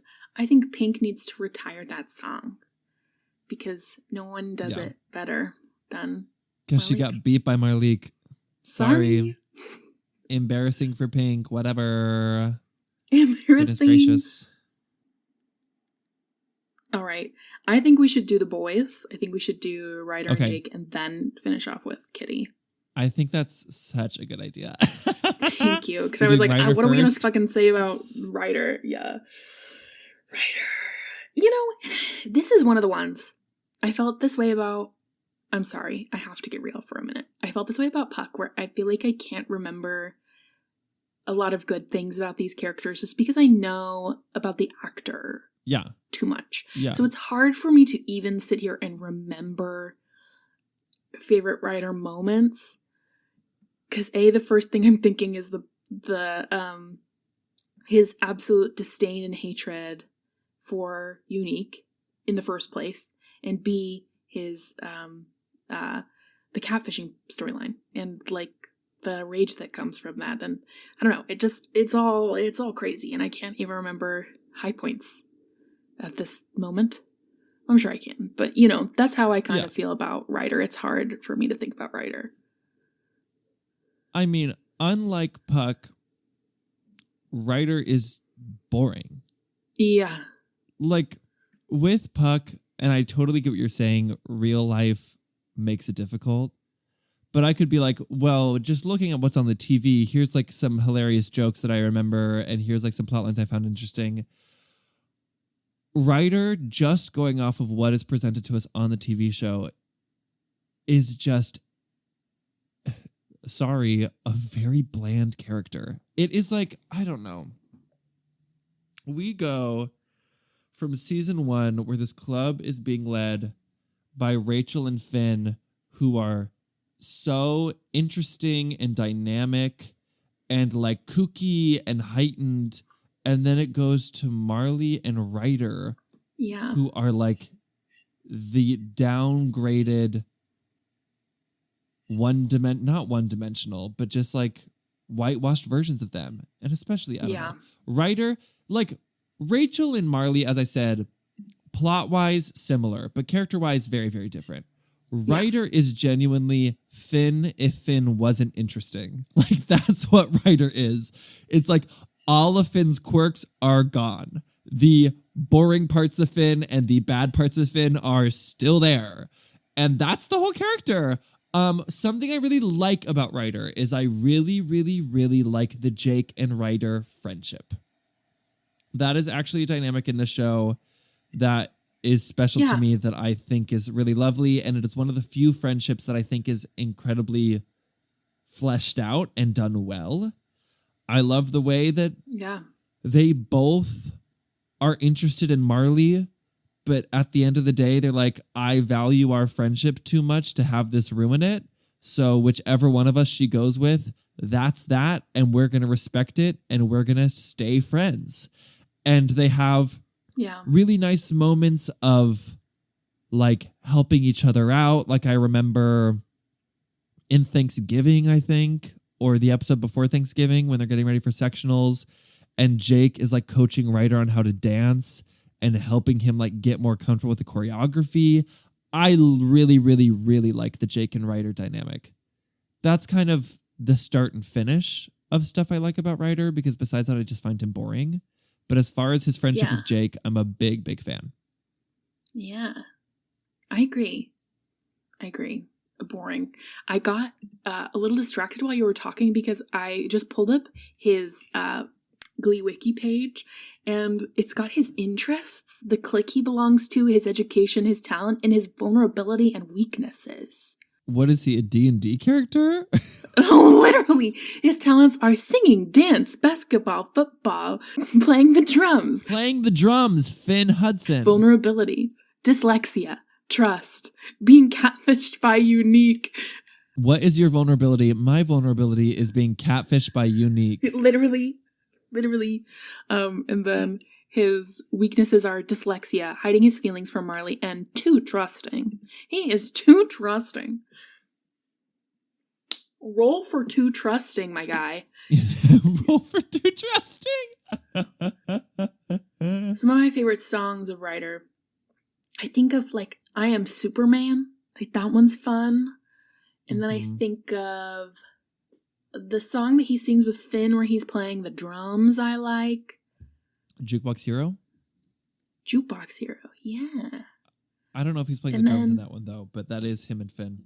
Or maybe Finn is playing the drums, and then he's singing with Finn. But yeah. I like Only Have Eyes for You. What is that? Sadie Hawkins, maybe? Oh, yeah. It's Out of School Dance. It's a very nice version of the song. But besides that, Jukebox Hero is my go-to. Oh my god, he's got enemies on here too! Who are his enemies? Oh my god. I clicked. It's Phil Lipoff. Who is Phil Lipoff? You don't remember Phil Lipoff? I don't. And then Bobby Surratt. Oh, Phil Lipoff is Cookie from Ned's Declassified, the football player. Oh, yeah. And then Bobby Surratt, probably another football player. Yeah. And then Unique Adams, open parentheses, former, close parentheses. Jake Puckerman, open parentheses, former, close parentheses. Vocal Adrenaline, open parentheses, possibly, close parentheses. Possibly. What? Wait, Vocal Adrenaline is listed as former? It's listed as possibly. So, like, maybe. I mean, frankly, Vocal Adrenaline disappears in season That's 4 and true. 5, so it is a big possibility. We don't know. We don't know. Well, shoot. I got not a lot of words to say about this man. He Literally. is so bland. Also full of rage. It's a lot of teen boy rage that's not my favorite to watch on television. Yeah. You want to talk about Jake? I do. The more interesting of the two, personally.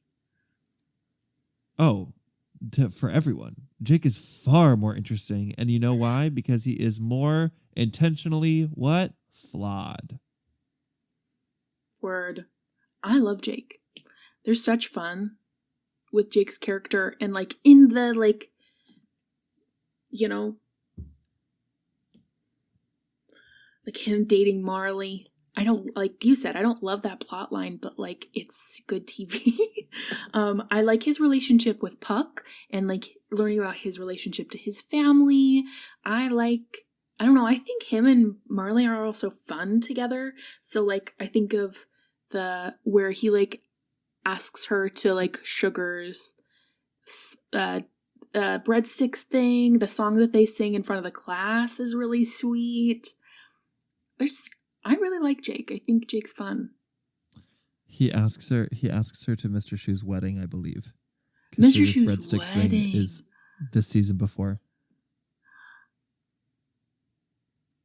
I don't know if you know this. I've actually never seen Glee. I'm actually just pretending. That's true. I'm just kooky like that. True. I'm just kooky like that. Yeah, to his wedding. That's crazy. Yeah. What? Okay, good to know. But his wedding is on Valentine's Day. That's why there's all the Valentine's stuff all around. Yes. Okay. And it is a big episode where like he's trying to give Marley the perfect Valentine's Day and all that. Mm-hmm. Oh yeah. All that stuff. Yeah. I like Jake. He does fall under the season 4 curse of he's not as interesting as I would like him to be. Mostly he's not as silly as I'd like him to be. I'll say that because I actually think he's pretty interesting. He's just not as silly as I'd like him to be. I need all these characters to be sillier. Glee's a very silly show. Mm-hmm. They're all too serious because I would say of these newbies, Jake is like maybe the most 3-dimensional of any of them, but he's just not. He's too goofy. Cool. Too cool. Like he's too grounded in our reality. I need him to be in Glee's reality. But that being said, I like Jake and I certainly prefer him to Ryder by a mile.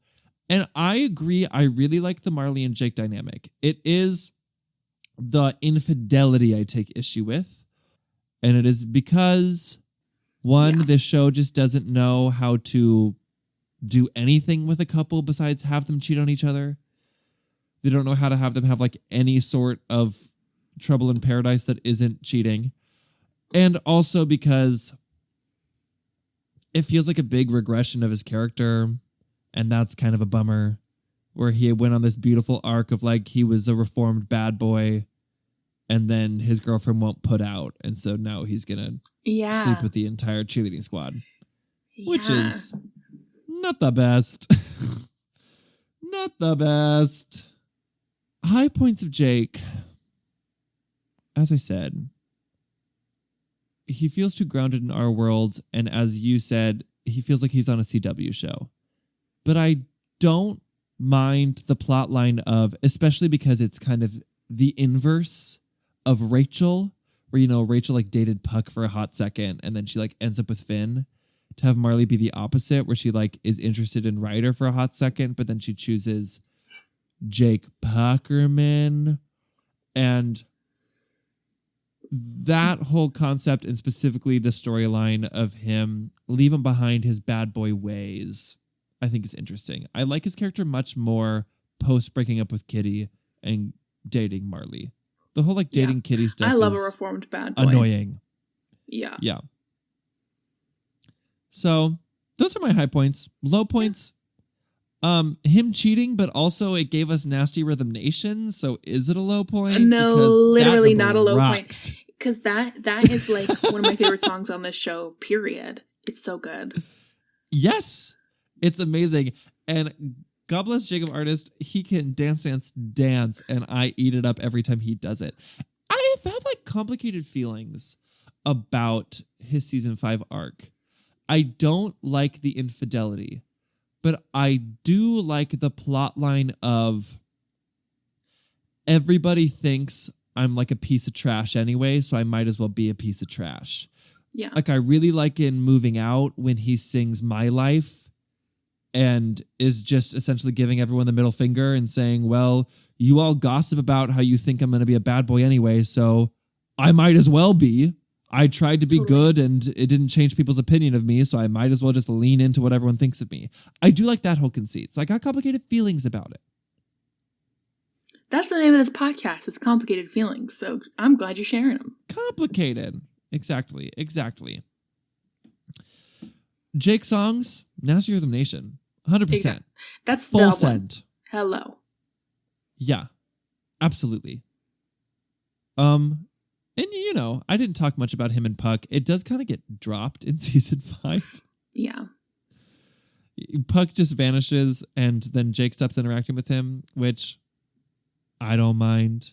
Yeah. But I don't know if I love the him and Puck stuff, but I don't dislike it. I definitely like learning about like another person in this family and how, I don't know, like that kind of like fucks a person up and, you know, I don't know. Yeah, and we know all these things about Puck's dad, so it would make sense that he had another family on the side. And also just from like a stupid high school standpoint, I feel like such a big part of the school system was people having siblings and like having teachers who knew your siblings. Literally. And so I appreciate that representation. Where and it's like having Mr. teachers Shu who knew your siblings knew and like his older brother and now knows you. him. Yes. Yes, having it like color the way they view you as a student because of what they know about your siblings. So I appreciate that representation. Come on, Jake Puckerman. Yeah. All right. Absolutely. All right. So you want to bring it home? Let's bring it home. Kitty is your girl. So tell me what you love about our girl Kitty. Kitty girl. Wild. Hey, Kitty girl. It's your world. Kitty Wild is, in my opinion, the best of the season 4 newbies, and the one who fit the show the best. And that is why she's the one who stood the test of time and made it to the end of the show. That doesn't mean I always liked her.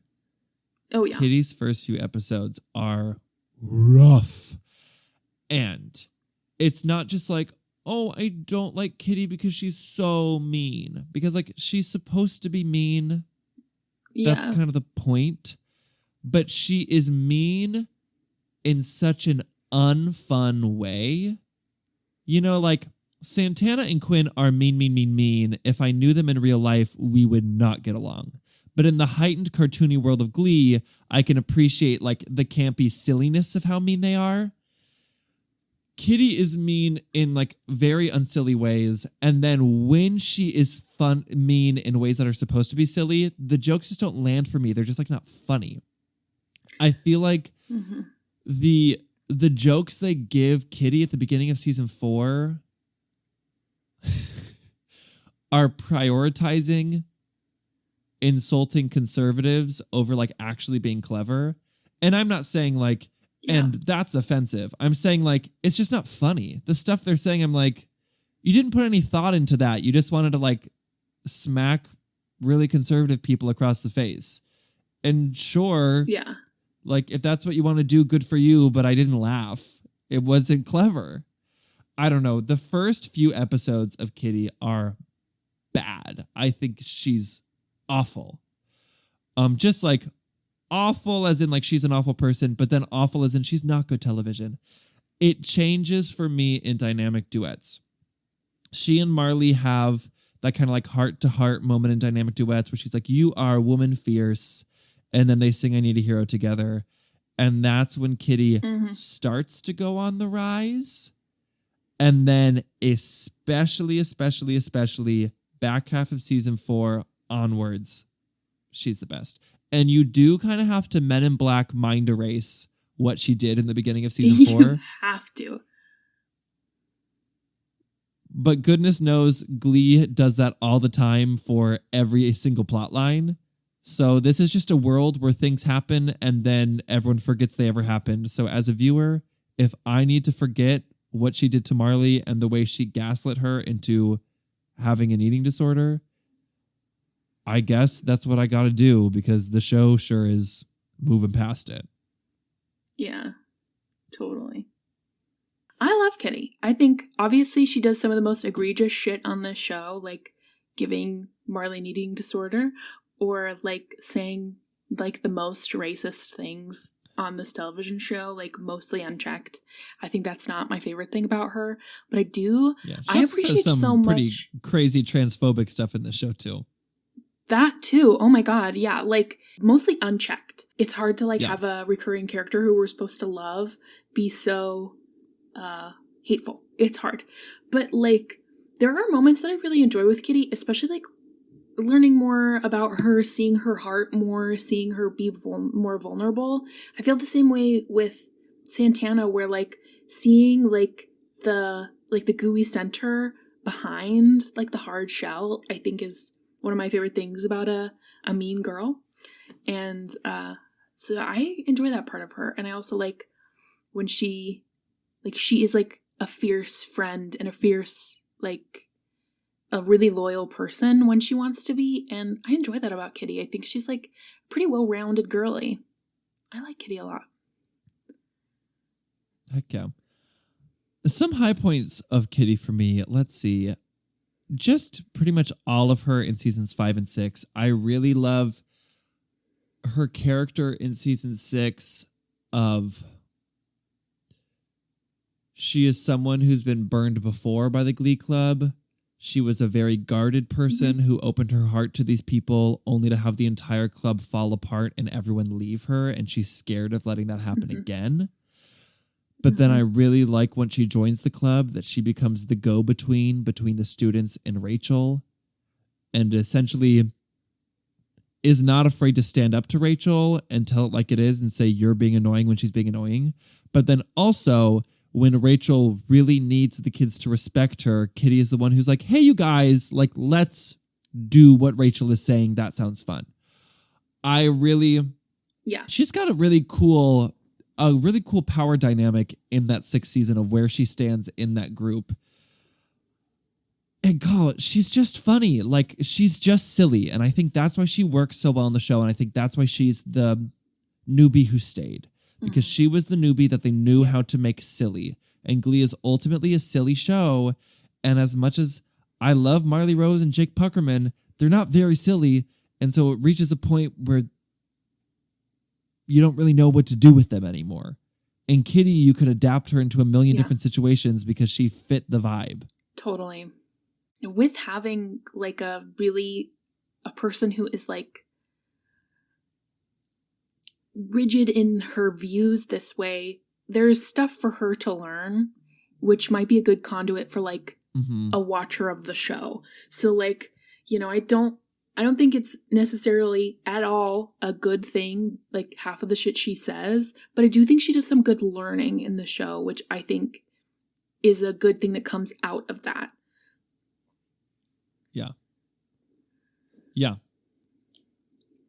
Low points for Kitty. Pretty much everything she does in the first 2/3 of season 4. As I said, she's like not very funny yet. Her dating Jake is kind of eye-rolly and boring. Her giving Marley an eating disorder is egregious. Her dating Noah Puckerman. Oh my God. It's all bad. My God. It's all bad. Yeah. I totally forgot about that. I like when Kitty first got introduced on the show the first time I was watching it, I did not like her. I was like, this is a poor man's Quinn Fabray. Yeah. And she will never be Quinn. Yeah. High points for Kitty.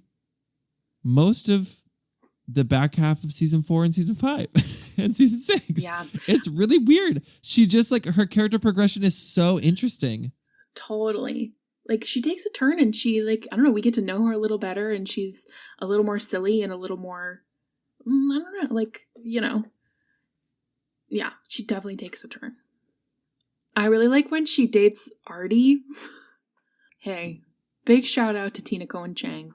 She and Artie, whatever. I love Wild Brum so much.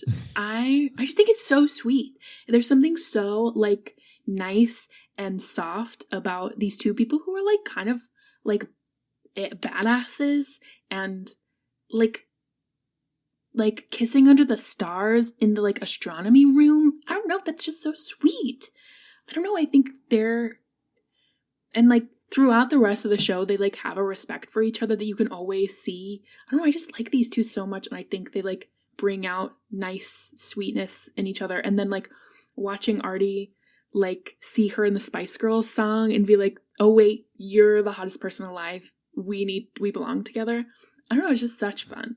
Such fun. One of my, like, maybe my favorite Artie relationship. It's a good one. It's a very good one. It is a good one. It's sweet. A moment with Kitty that I feel like is a big turning point for her character that I have complicated feelings about because I don't love this plot line, but I do love what it does for her character and how it shows us who she is when, once again, I don't know why season 4 of Glee felt it had to address everything that could possibly ever happen to a teenager when Ryder reveals that he was sexually assaulted by his babysitter as a kid. Yeah. And everyone like treats it incredibly lightly. And then Kitty has a moment where she talks to him in private and empathizes with him and reveals that she had a similar experience as a child. I don't think this was something Glee should have handled because they handled it poorly. But yeah. I do really like that we get this moment of humanity from Kitty, and it's one of the first moments of humanity that we get, and it also retroactively makes her past decisions make a lot of sense, where she went through big time trauma as a kid, and one of the big things is not only did she have this trauma, but when she tried to tell people about it, they didn't believe her, called her a liar, and she got punished for it instead of the other person.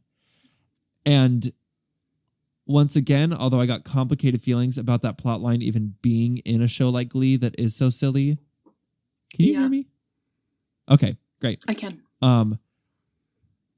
I do really like that it makes a lot of sense that Kitty would become this incredibly bitter and closed off and angry person. after she had an experience like that and not only went through the experience, but had everyone turn their back on her after it happened. Mm-hmm. And I think it is kind of beautiful the way that being in Glee Club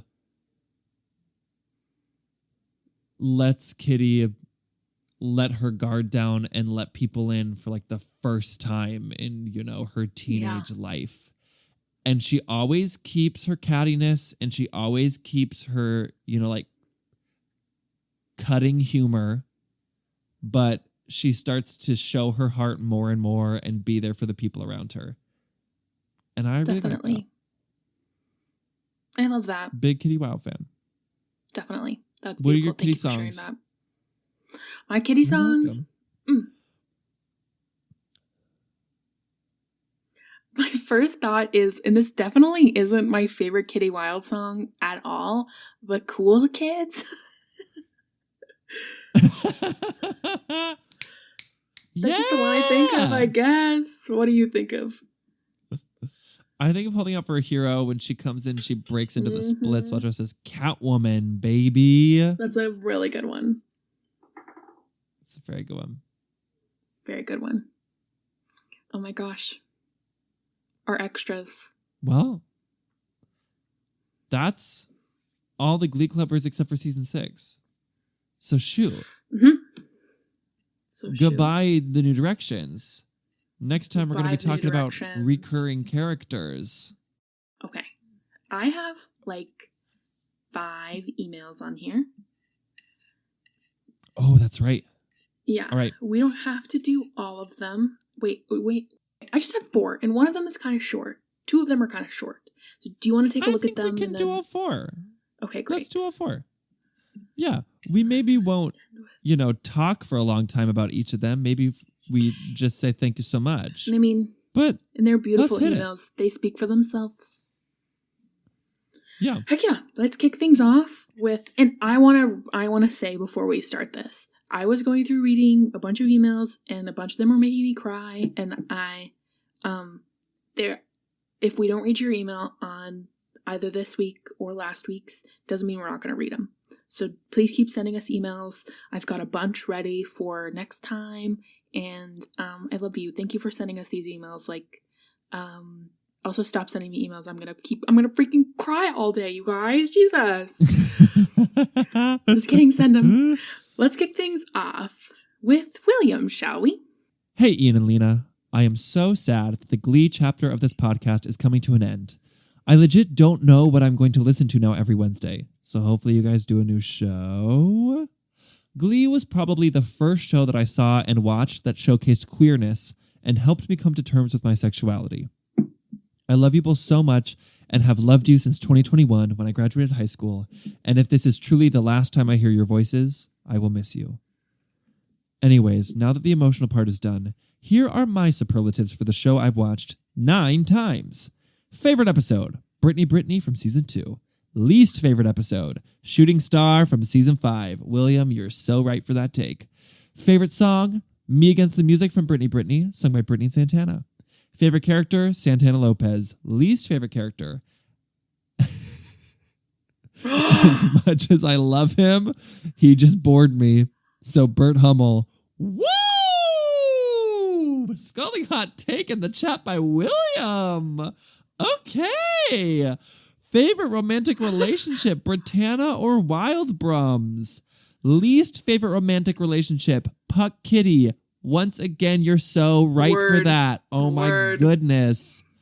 That, I like have a hard time remembering anything about that relationship because it was such a bad idea. Oh, I trauma blocked it out. They were playing fast and loose with Puck in season 4. Fast It's and really horrifying loose. to watch. Horrifying to Jesus. watch. And I think season 3 is the best Puck season, and then season 4 is like probably the worst. It's bad. Anyways, favorite friendship, Blam. Least favorite friendship, Mercedes and Quinn. They'd probably be my favorite if they were actually developed. Favorite ship that never was, Blam or Faberry.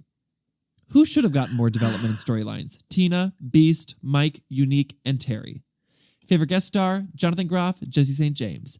Favorite villain, Sebastian Smythe. Podcast superlatives. Here we go. Favorite bit, Joe as anything other than a human. Gust of wind, brown bag, etc. Favorite jingle, Tina's jingle. Favorite guest star, enemy of the podcast, Alex Allred. Anyways, that's it. I love you guys again, and I'm passing out forehead kisses as long as you accept William, he, they. William, we do accept. Whoa, we do accept, and also I accept all of your superlatives except for the Burt Hummel slander. What the fuck is that? Just kidding. You can feel that way. Crazy. Hey, shout out. Oh, we should do a final round of since we said goodbye to Joe Hart in this episode. Gall. I feel like we should do one final description of Joe Hart as a character. Goodbye, you.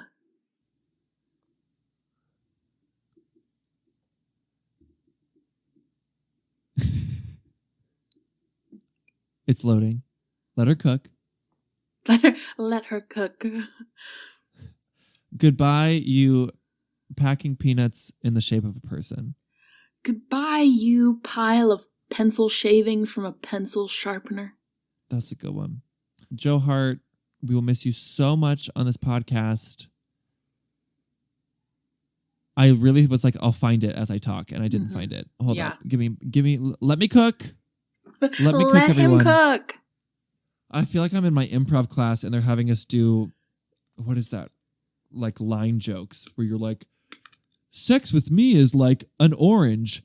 It's juicy. And then the next person is like, sex with me is like an orange. It's chewy. It's the worst part of improv class. Goodbye, you pair of gray skull candy headphones. What? I don't know. They're just like boring, I guess. A read to everyone who had skull candy headphones back in the day. Oh, I don't know. They just felt like gosh. they just felt like the most like basic thing to have in 2014 when like in like 2013, 2014 when his episodes were on. I don't know. No, absolutely, absolutely. Goodbye, the human equivalent of the music they play when you're on hold with a company. I think that might be it for me. That's the thing is we really ate it up with all the shit that we said about him initially. It's hard for me to think of something that is like tops that. Yeah. He's like the meme on Facebook that your like great aunt shares. Joe Hart is a Minions meme. Totally. Joe Hart is a Minions meme. And a Minions meme, I know one thing about a Minions meme. It's gonna pop a boner on Quinn Fabre's leg. Yes! Always. Every time I see a Minions meme on Facebook, I'm like, what was that? What did I just feel? What was that? Whoa. No, seriously. Thank you, William. Up next, let's hear from Daniel. Hi, Ian and LPC. My name is Daniel, he, him, from Mexico. International listener! And right now, I'm a sad mini Gleek. I've been a listener of the podcast since the end of season 1, and I can't believe it's coming to an end. Recovering Gleek has honestly been such an important part of my life, I don't even know how to explain it. Every Wednesday and Monday for the minisodes, I would wake up and go to Spotify to download the newest episode so I could listen to it throughout my day. It was such a key part of my weekly routine that when you stopped uploading episodes due to the strike, I stopped listening to podcasts altogether. I don't even know why, since most of them were not related to any kind of struck work. I guess I just didn't see the point of consuming any podcast if I couldn't listen to my favorite Gleeks talk shit about this amazing and awful TV show. This pod has taught me so many things, from appreciating season 6 and Terry Schuster to discovering how good Survivor is. I've watched like 26 seasons of it so far, and I don't think I would have ever done it if Ian hadn't talked about it in an episode. I feel like you've been with me through such an important part of my life. I was a senior in high school when I started listening, and now I am in my junior year of college. And I'm not exaggerating when I say that this was one of the safest places I've ever been a part of. You have validated so many of my feelings, and I'm not just talking about some of my unpopular Glee opinions, but you also made me feel okay with who I was. One of my favorite moments in my whole life is the first time I was featured on one of the minisodes. I wrote about the exams that Mr. Shu was correcting on blaming the alcohol, and I almost cried and shat my pants when I heard you were reading my email. I remember Lena called me her best friend, and I swear I exploded with happiness right there and then. I even told one of my friends that she couldn't be my best friend anymore because Lena just took her spot. And to finish this email, I want to share an embarrassing moment that happened to me because of the podcast. I was waiting for my class to start, and the episode I was listening to was just ending. So when Lena gave me a kiss on my forehead, I, like always, put my phone on my forehead. A classmate saw me doing it and asked me, "What was that?" I was too ashamed to explain the real reason to this guy that I barely know, so I just said that my phone was bugging and that hitting it with my head always makes it work again. I don't think he believed me, but he didn't interrogate me further. We haven't talked since. You two are the funniest, silliest, most entertaining, and overall best people in the world. I only hope we get a Glee boot just so you can talk about it. I'm seriously thinking of just restarting the whole thing from the beginning because I don't think I can move on from this show. I know I'm sending my email super late, but I really wanted both of you to know how much you and your podcast mean to me. With love and grief, Daniel. Daniel, you're not super late because our email is still open, baby. It's still open. None of you are super late. I want to hear your thoughts. This makes me so happy. I remember when we first started the kiss on the forehead thing. I can't remember how it started, but it was just like a fluke. And then it really became its sign off. It used to be like spread some glee, and then it became that, and that's just like, I don't know. It's sweet, and that's like, I don't know, it's how I feel. And I love that. And I love that people, I don't know. It's just such a cute, silly thing that, I don't know, means so much to me, and I'm glad that I love that. I love that people enjoy it. It's because Go Spread Some Glee was trying too hard. Trying too hard. It was organic. Hello. It was trying too hard. It was a pick-me. It was a pick-me sign-off. It was. I still love her. Also, Jeff Probst owes you money again. I said this last week. Daniel, thank you so much for this email. Yeah. It was very sweet of you. Absolutely. And thanks for being here. Up next, we've got a message from Danae. Hey, Ian and LPC. Congratulations on reaching the end of the show. It's of course a bit bittersweet, since that also means this era is going to come to an end. But I hope that on top of that, both of you are proud of yourselves for completing this journey. When I found this podcast, I was in a not great mental space, and I was constantly looking for a way to distract myself from myself. So when I found this podcast, I was really happy to have found something to look forward to every week. And on top of that, all the lovely people in the Discord have been so wonderful to get to know. Lately, I've thankfully been doing a lot better, and I'm starting to pick up my life again. But I am incredibly grateful for this podcast and this community for what it gave me over these past few years. When I think back to those times, I really don't think too much about how bad I was feeling, but I think about listening to this podcast, writing in my thoughts, and having very important conversations in the Discord about how Faberry is endgame. Now on to Glee itself. I think one thing that I've come to accept and appreciate about the show is that whatever you put in it is what you get out of it. If someone puts on this show expecting some cringy weird show, that's what they'll see. If they are excited for a campy show, that's what they'll find. And I also think that that is the case with individual components of the show, like storylines, characters, relationships, and so forth.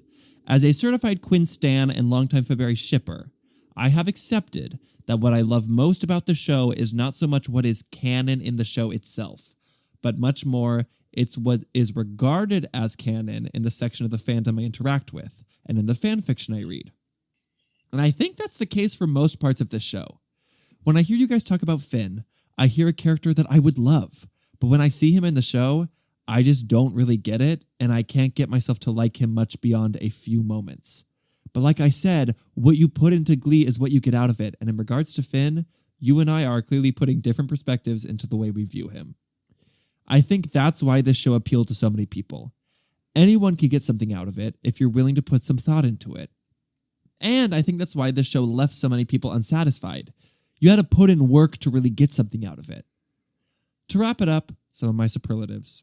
Best episode would have to go to Prom Queen.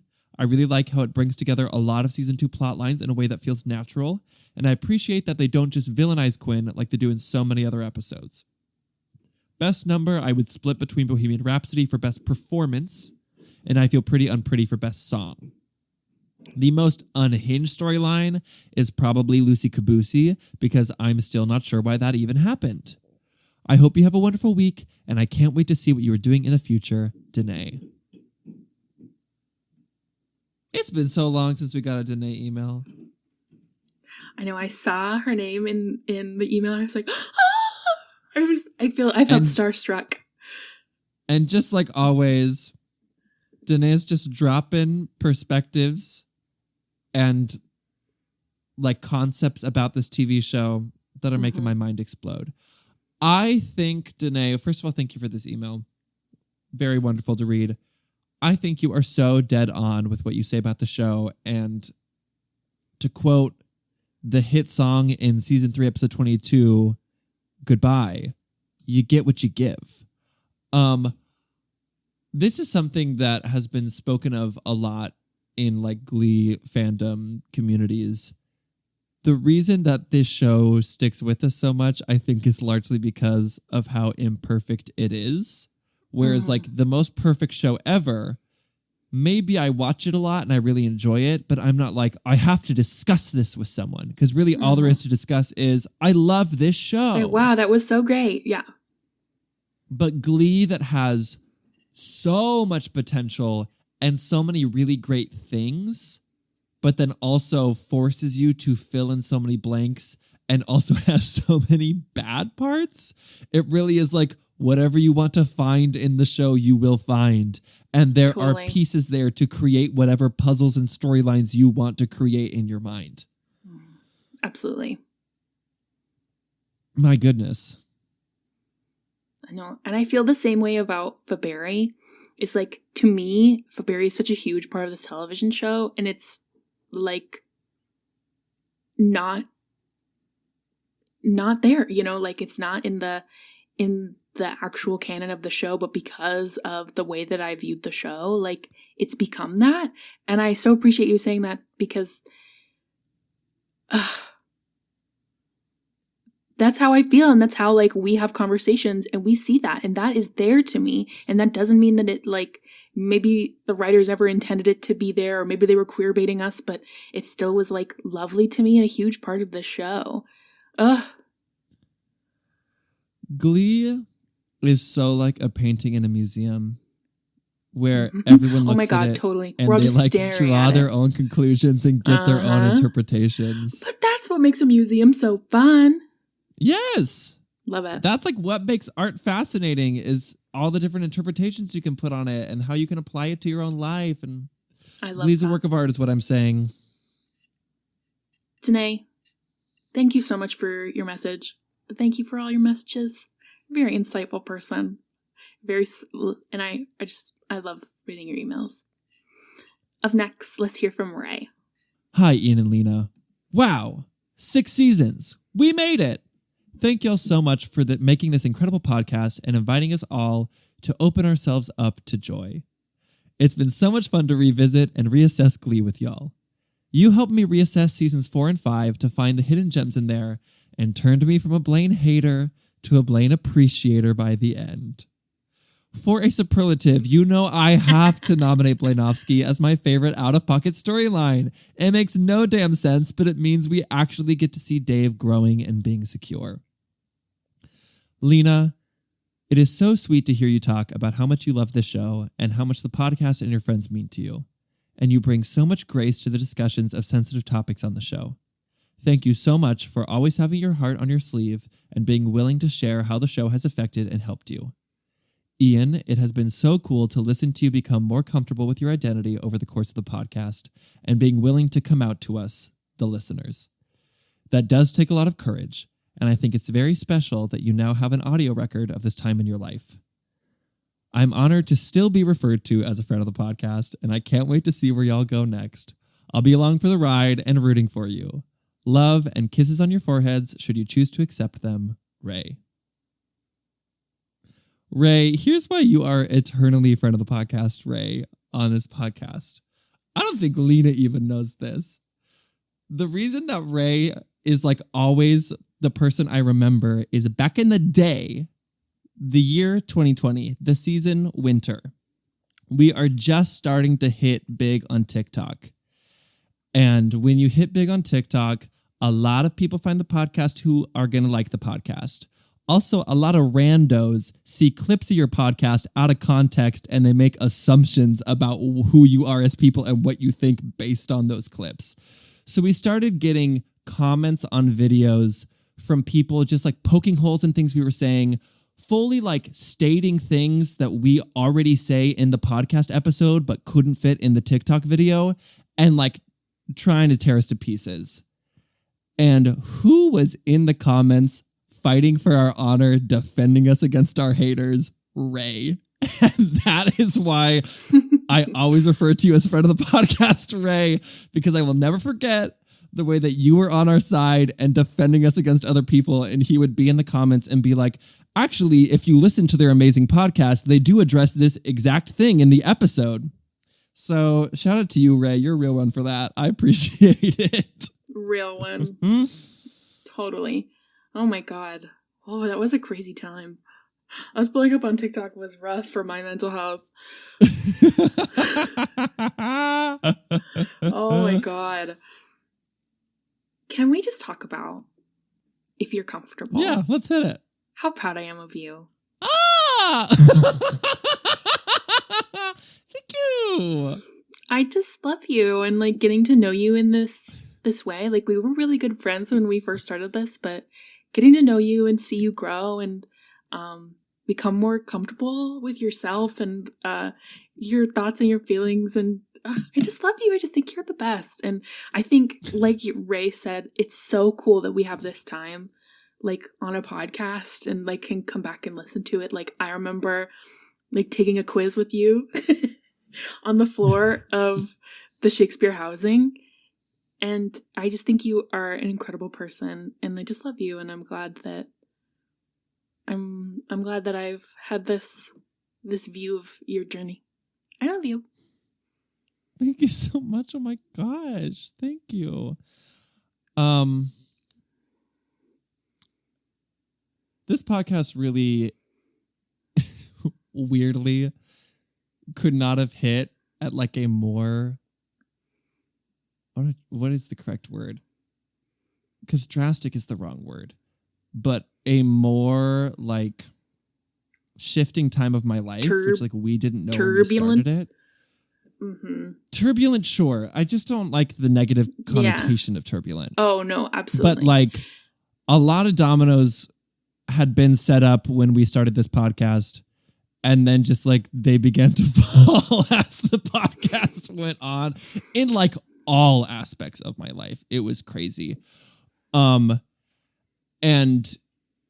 I just like, one, this podcast is great and it helped me and I'm so grateful to have it, and I'm grateful to all of our listeners. I sounded really sarcastic when I said that. I didn't mean to sound sarcastic, but I specifically in saying that because you, Lena, were someone who was with me every step of that dominoes falling, and you were always someone. This is like one of Lena's best qualities, is she is like, when you're with her, she's whatever friend you need her to be in that moment. So it's like, do you need to distract yourself and like focus on something else? Let's distract ourselves. Let's focus on something else. Do you need to like solve the problem? Let's work together. Let's talk about solutions. Do you need to vent about the problem, but you don't like, it's not something you're looking to solve right now? Great. You can vent to me and like, I will give no judgment to what you're saying. You just were, you know, sometimes it would be over Zoom. Sometimes we were like fully living together, just in many different facets and through many, many different parts of my life. You were such an incredible friend, an amazing listener, an amazing support, and very, very non-judgmental of like me and where I was at in my journey at that time.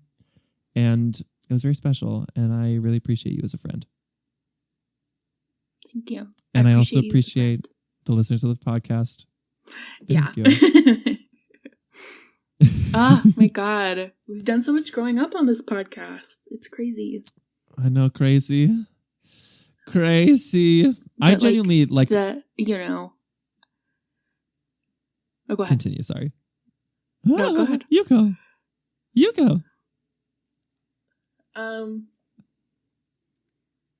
Like the thing that I'm going to walk away from, I'm going to walk away with so many things. Obviously, we're going to continue podcasting in a different sense, but like from this time is how much I love you. And, and the fact that I get to just sit here and chat with you and check in with you and be here for you, and you get to be here for me. And like, if I don't think we have started a podcast in the last 3 years without me having like a crying moment before most of them, where I vent to you for like 6 minutes about stupid shit. Like, that's just, that we get to be here for each other in this way is my favorite thing. And I just love you, and I'm glad we got to do this together. I couldn't imagine it going any other way, and I'm really grateful for it. I am too. I love you. I love you. Well, it's not over yet. Well, we still got. It's not. That's the thing too. Sometimes we're getting these like rest in peace emails, like we haven't set up that this is our funeral, and I'm like, it's not over, you guys. What are you talking about? But we got more Glee coming at you, baby. However, wait till. the schedule is going to shift a little bit because I got this surprise cruise job. Genuinely, frankly, a godsend. I needed the money in a major way. But I got 2 weeks notice that they were like, you have to be on a ship in 2 weeks. And I said, you'll pay me. I'm there. But because of that, with cruising, it gets way harder to record. So there will not be an episode next week. There will be an episode the week after. Is that what we're saying? We aiming for 2 weeks? Yeah. Okay. There should be an episode in 2 weeks.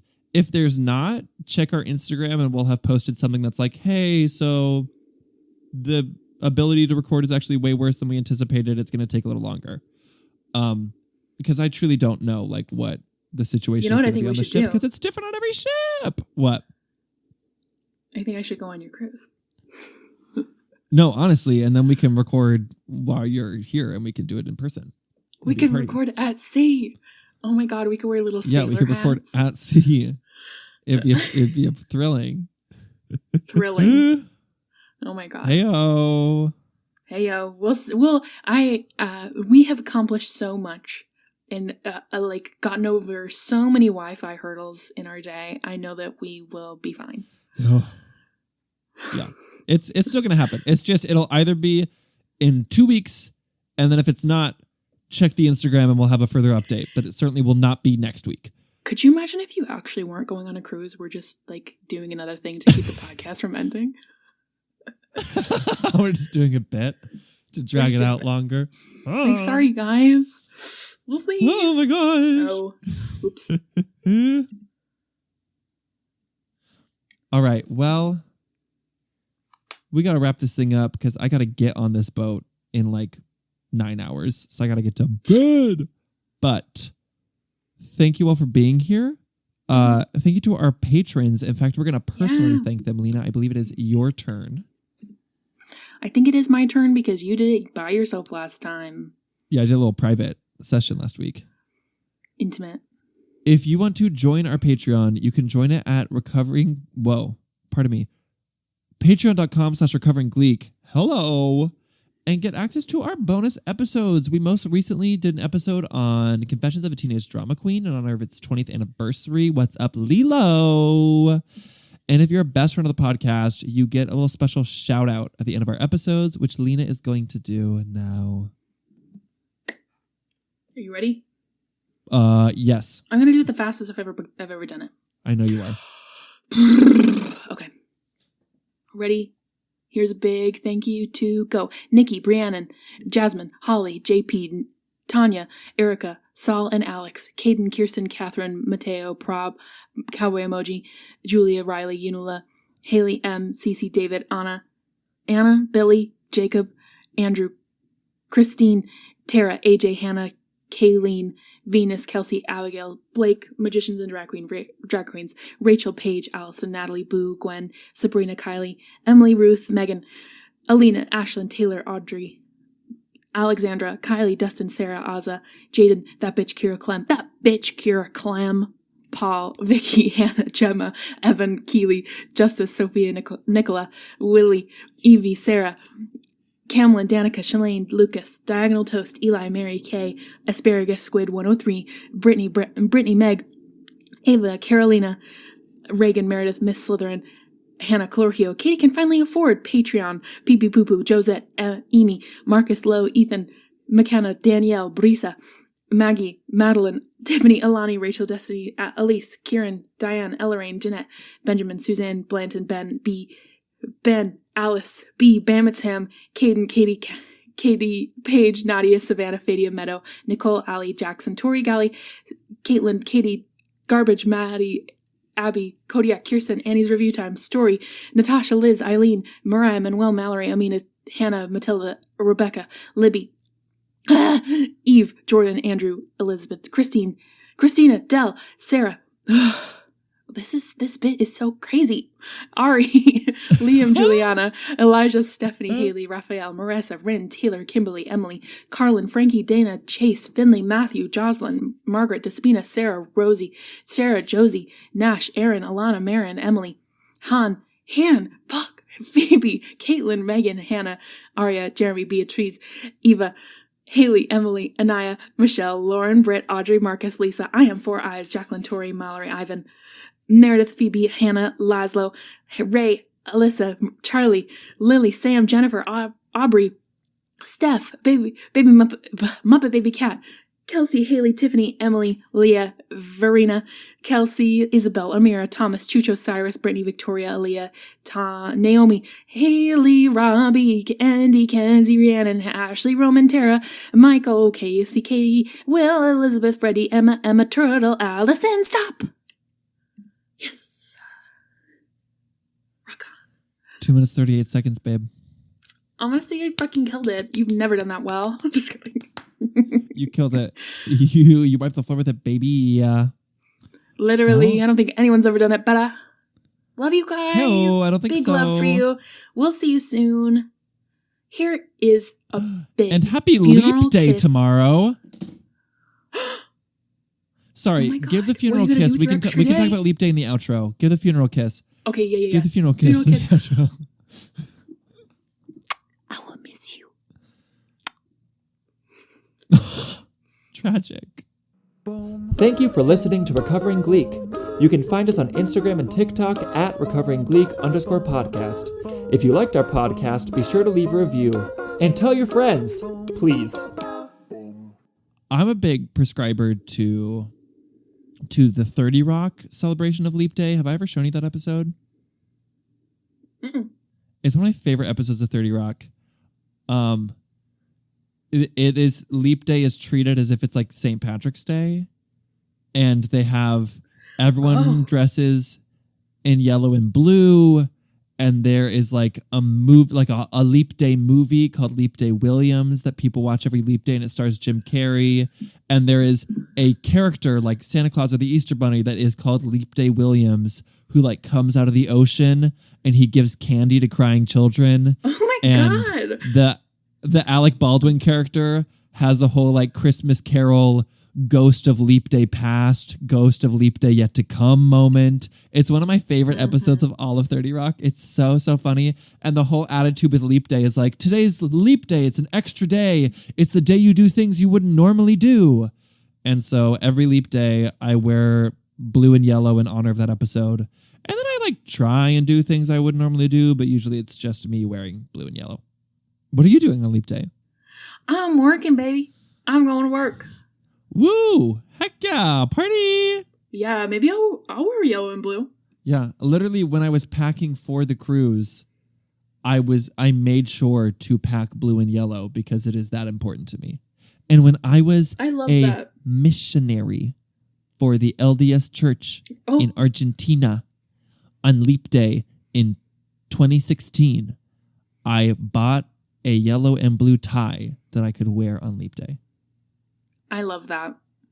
It's a priority.